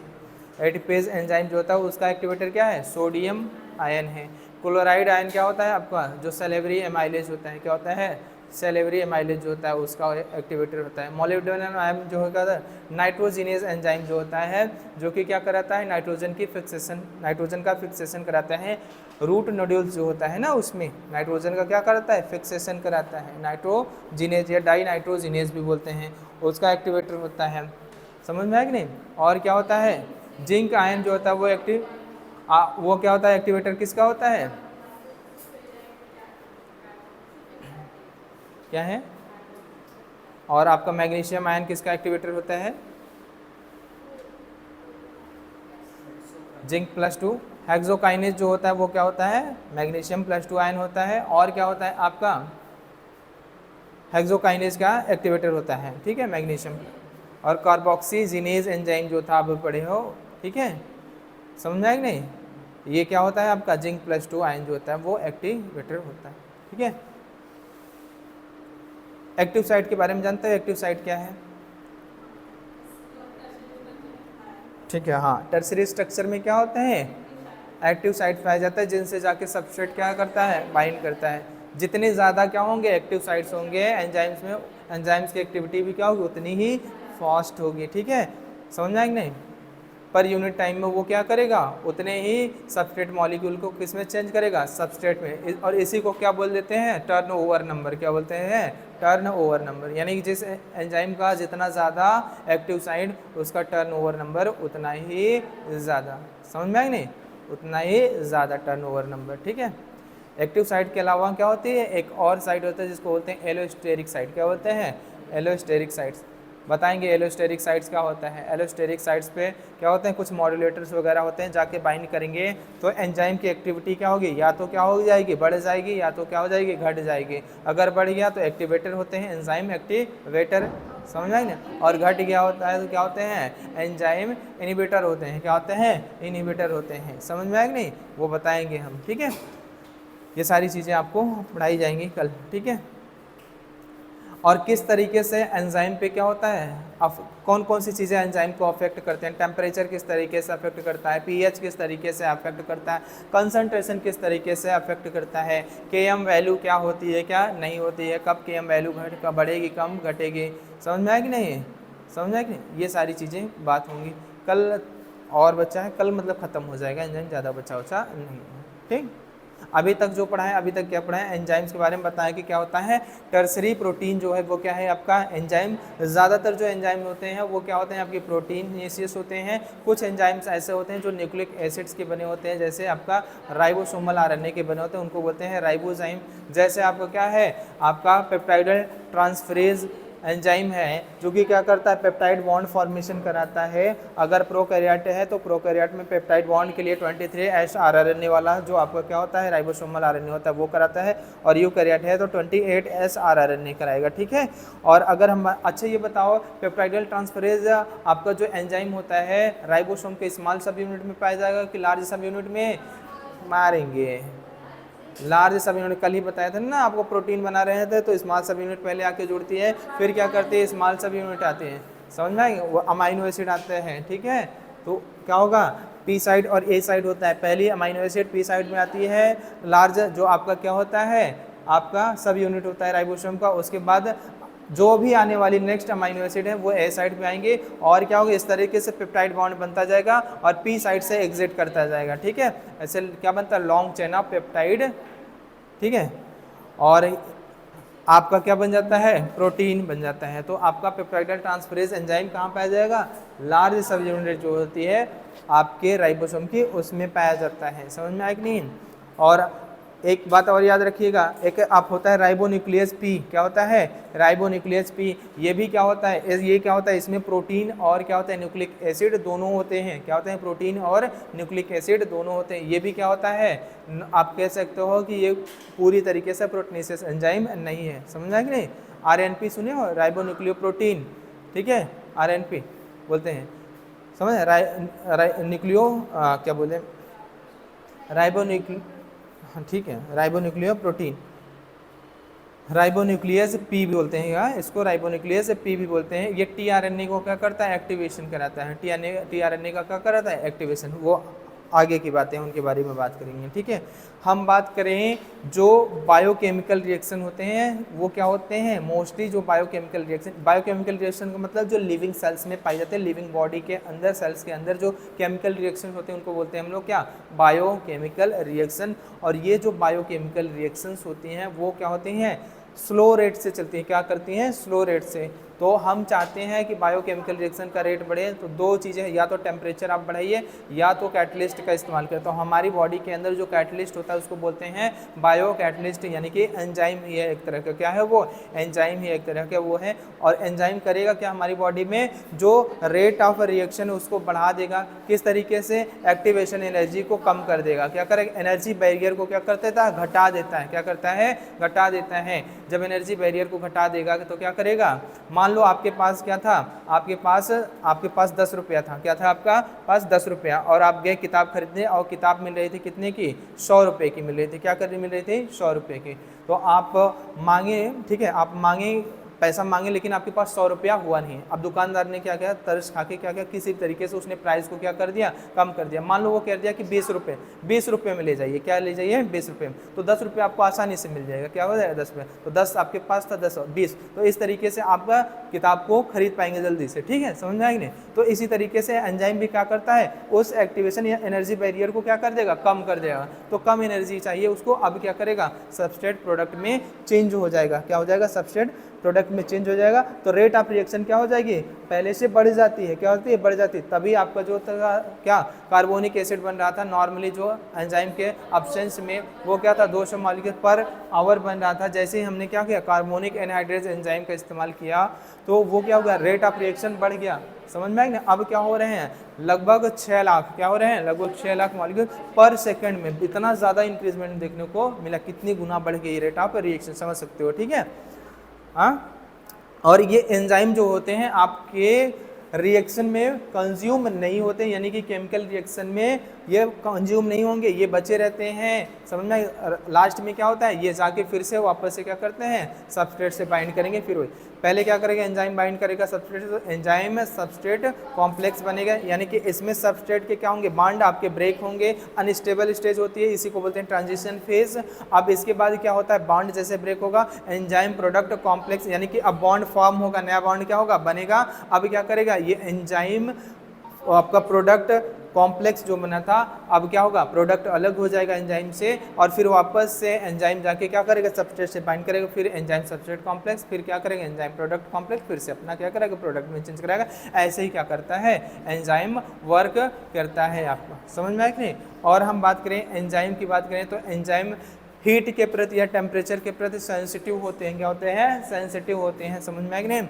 अगर आप क्या करोगे, एंजाइम का अगर बात करें टेम्परेचर बढ़ाओगे तो एंजाइम क्या होता है, उसकी एक्टिविटी धीरे धीरे क्या होगी, बढ़ेगी। लेकिन ऐसा नहीं कि हमेशा बढ़ेगी, एक पर्टिकुलर टेम्परेचर पे आने के बाद उसकी एक्टिविटी मैक्सिमम होगी, और मैक्सिमम होने के बाद अब आप टेम्परेचर से ज़रा सा भी क्या करेंगे, बढ़ाएंगे या घटाएंगे, तो उसका क्या होगा, रेट ऑफ रिएक्शन घटने लगेगा। क्या होगा, घटने लगा। क्यों, क्योंकि वो अब अपने ऑप्टिमम टेम्परेचर पे, मैक्सिमम एफिशिएंसी उस एंजाइम के उस टेम्परेचर पे है। अब क्या करेंगे, जरा सा भी आगे या पीछे टेम्परेचर करेंगे तो वो क्या होगा, रेट ऑफ रिएक्शन आपका तुरंत घटेगा। क्या होगा, तुरंत घटेगा। उसमें ऑलवेज डिक्रीज होना है। समझ में आएगा नहीं। अगर मैं बोलूँ कि टेम्परेचर इंक्रीज करने पर always rate of reaction increase होता है, बढ़ता है, तो ये गलत बात है, हमेशा बढ़ता नहीं है, पहले बढ़ेगा फिर क्या करेगा, घटता है, ऑप्टिमम टेम्परेचर तक बढ़ेगा, उसके बाद देन क्या होता है, डिक्रीज होने लगता है। क्यों? क्योंकि प्रोटीन का स्ट्रक्चर, जो टर्सरी प्रोटीन का स्ट्रक्चर जिसको एंजाइम बोलते हैं, वो क्या होता है, आपका क्या होता है, डिनेचर हो जाता है, तो एंजाइम की एफिशिएंसी घट जाती है। समझ में आया कि नहीं? इसलिए हम एक टर्म बोलते हैं कि एंजाइम्स जो होते हैं वो क्या होते हैं, आपको वर्क करते हैं सेम ऑप्टिमम टेम्परेचर पे, यानी कि एक ही ऑप्टिमम टेम्परेचर पे आपके क्या करते हैं, एंजाइम वर्क करते हैं सेम ऑप्टिमम टेम्परेचर पे। हमारी बॉडी में जितने भी एंजाइम हैं, हमारी बॉडी का जो टेम्परेचर है उसी टेम्परेचर पे क्या करते हैं, वो फंक्शनल होते हैं, वर्क करते हैं, तो सबके लिए एक जैसा ऑप्टिमम टेम्परेचर होता है हमारी बॉडी। लेकिन अगर हम बात करें, जैसे माउथ में बात करें, स्टार्च का डाइजेशन होगा, 30% लगभग स्टार्च डाइजेस्ट होता है माउथ में, तो सैलिवरी एमाइलेज एंजाइम जो होता है, यहाँ पे जो पीएच होता है 6.8 होता है। अब क्या होगा, स्टमक में केवल और केवल क्या होता है, आपके प्रोटीन का क्या होता है, डाइजेशन होता है, तो वहाँ पे पीएच लगभग क्या होता है, 2 या लगभग 1.8 आपका होता है, हाई एसिडिक पीएच होता है। और हाई एसिडिक पीएच में जो आपका पेप्सिन वगैरह होते हैं, समझ में आएगी, वही वर्क करते हैं। ऐसा नहीं है कि वहाँ पे एंजाइम और नहीं होते हैं, लेकिन वो नॉन फंक्शनल होते हैं वहाँ पे, समझ में आ गया, इनएक्टिव होते हैं वहाँ पे। क्यों? क्योंकि पीएच उनके अकॉर्डिंग नहीं है, उनके अकॉर्डिंग फेवरेबल पीएच नहीं है, तो वहाँ पे केवल और केवल स्टमक में आपके प्रोटीन का ही क्या होगा, डाइजेशन होगा।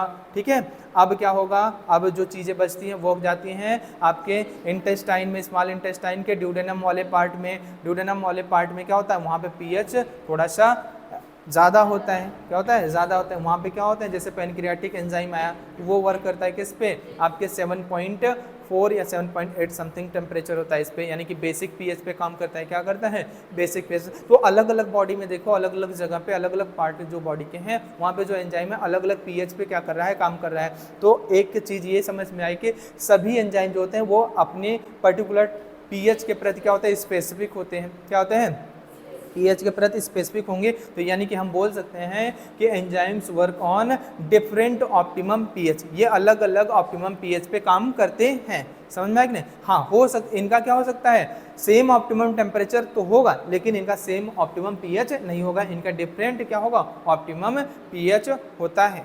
समझ में आया कि नहीं? बोलो। हाँ, और एक चीज़ हमने नोट पॉइंट पे ये लिखा है कि आपके जो एंजाइम होते हैं, ज़्यादातर मोस्ट ऑफ द एंजाइम जो होते हैं वो क्या होते हैं, आपके थर्मोलेबाइल होते हैं। थर्मोलेबाइल का मतलब होता है जैसे ही आप हाई टेम्परेचर करेंगे, इनका जो एफिशिएंसी है एंजाइम का वो क्या होता है, स्लो डाउन हो जाएगा। क्या हो जाएगा, स्लो डाउन, क्योंकि प्रोटीन स्ट्रक्चर डैमेज होने लगती है। क्या होने लगती है, डैमेज होने लगती है। तो एक पर्टिकुलर रेंज ऑफ टेम्परेचर तक ही क्या करते हैं, ये वर्क करते हैं। समझ में आया कि नहीं? तो इसलिए इनको क्या बोलते हैं, थर्मोलेबाइल बोलते हैं। कुछ आपके क्या होते हैं, एंजाइम्स होते हैं जो क्या होता है, थर्मोस्टेबल होता है, यानी कि हाई टेम्परेचर पे भी ये इनकी एफिशिएंसी मेंटेन रहती है। जैसे आपका टैग पॉलीमरेज नामक एक क्या होता है, डीएनए पॉलीमरेज एंजाइम होता है, जो हम बायोटेक में पीसीआर में इस्तेमाल करते हैं। और पीसीआर में हम क्या करते हैं, डीएनए का एम्प्लीफिकेशन करने के लिए इस्तेमाल होता है। ठीक है, तो उस जगह पे हम हाई टेम्परेचर पे भी क्या करते हैं, टैग पॉलीमरेज का इस्तेमाल करके डीएनए की कॉपीज़ तैयार करते हैं। तो ये क्या होता है, टैग पॉलीमरेज आपका थर्मोस्टेबल होता है। तो आपका स्टेटमेंट आए कि ऑल एंजाइम्स आर थर्मोस्टेबल, गलत है। ऑल एंजाइम्स आर थर्मोलेबाइल, गलत है। Most of the enzymes are thermolabile and some enzymes are thermostable like Taq polymerase क्या होता है, आपका थर्मोस्टेबल होता है। ठीक, समझ में आया कि नहीं? अब हम एंजाइम को क्या कर रहे हैं, देख रहे हैं कि एंजाइम केवल प्रोटीन का बना है या एंजाइम में प्रोटीन के अलावा कोई और भी पार्ट है। अगर केवल प्रोटीन का बना हुआ एंजाइम है तो उस एंजाइम को हम बोलते हैं प्रोटीनेशियस एंजाइम, यानी कि वो सिंपल एंजाइम के कैटेगरी में आते हैं। और ऐसा कोई एंजाइम जो प्रोटीन का बना है, इसके अलावा नॉन प्रोटीनेशियस पार्ट भी, वो ऑर्गेनिक पार्ट भी हो सकता है और इनऑर्गेनिक पार्ट भी हो सकता है आयंस वगैरह भी हो। ठीक है, तो इस तरीके के एंजाइम्स को हम क्या बोलते हैं, कॉन्जुगेट एंजाइम या होलो एंजाइम बोलते हैं। क्या बोलते हैं, कॉन्जुगेट या होलो एंजाइम बोलते हैं। याद रखिएगा, जो होलो एंजाइम में प्रोटीन वाला पार्ट होता है उसको हम लोग बोलते हैं एपो एंजाइम बोलते हैं। जो नॉन प्रोटीन वाला पार्ट होता है उसको हम कोफैक्टर बोलते हैं। क्या बोलते हैं, कोफैक्टर। अब डिपेंड करता है कि ये कोफैक्टर एपो एंजाइम से किस तरीके से बाउंडेड है, बंधा हुआ है। अगर टाइटली बंधा हुआ है, कस के बंधा हुआ है किससे, एपो एंजाइम से, तो हम अब उसको क्या बोल देते हैं, हम प्रोस्थेटिक ग्रुप बोल देते हैं। और ये प्रोस्थेटिक ग्रुप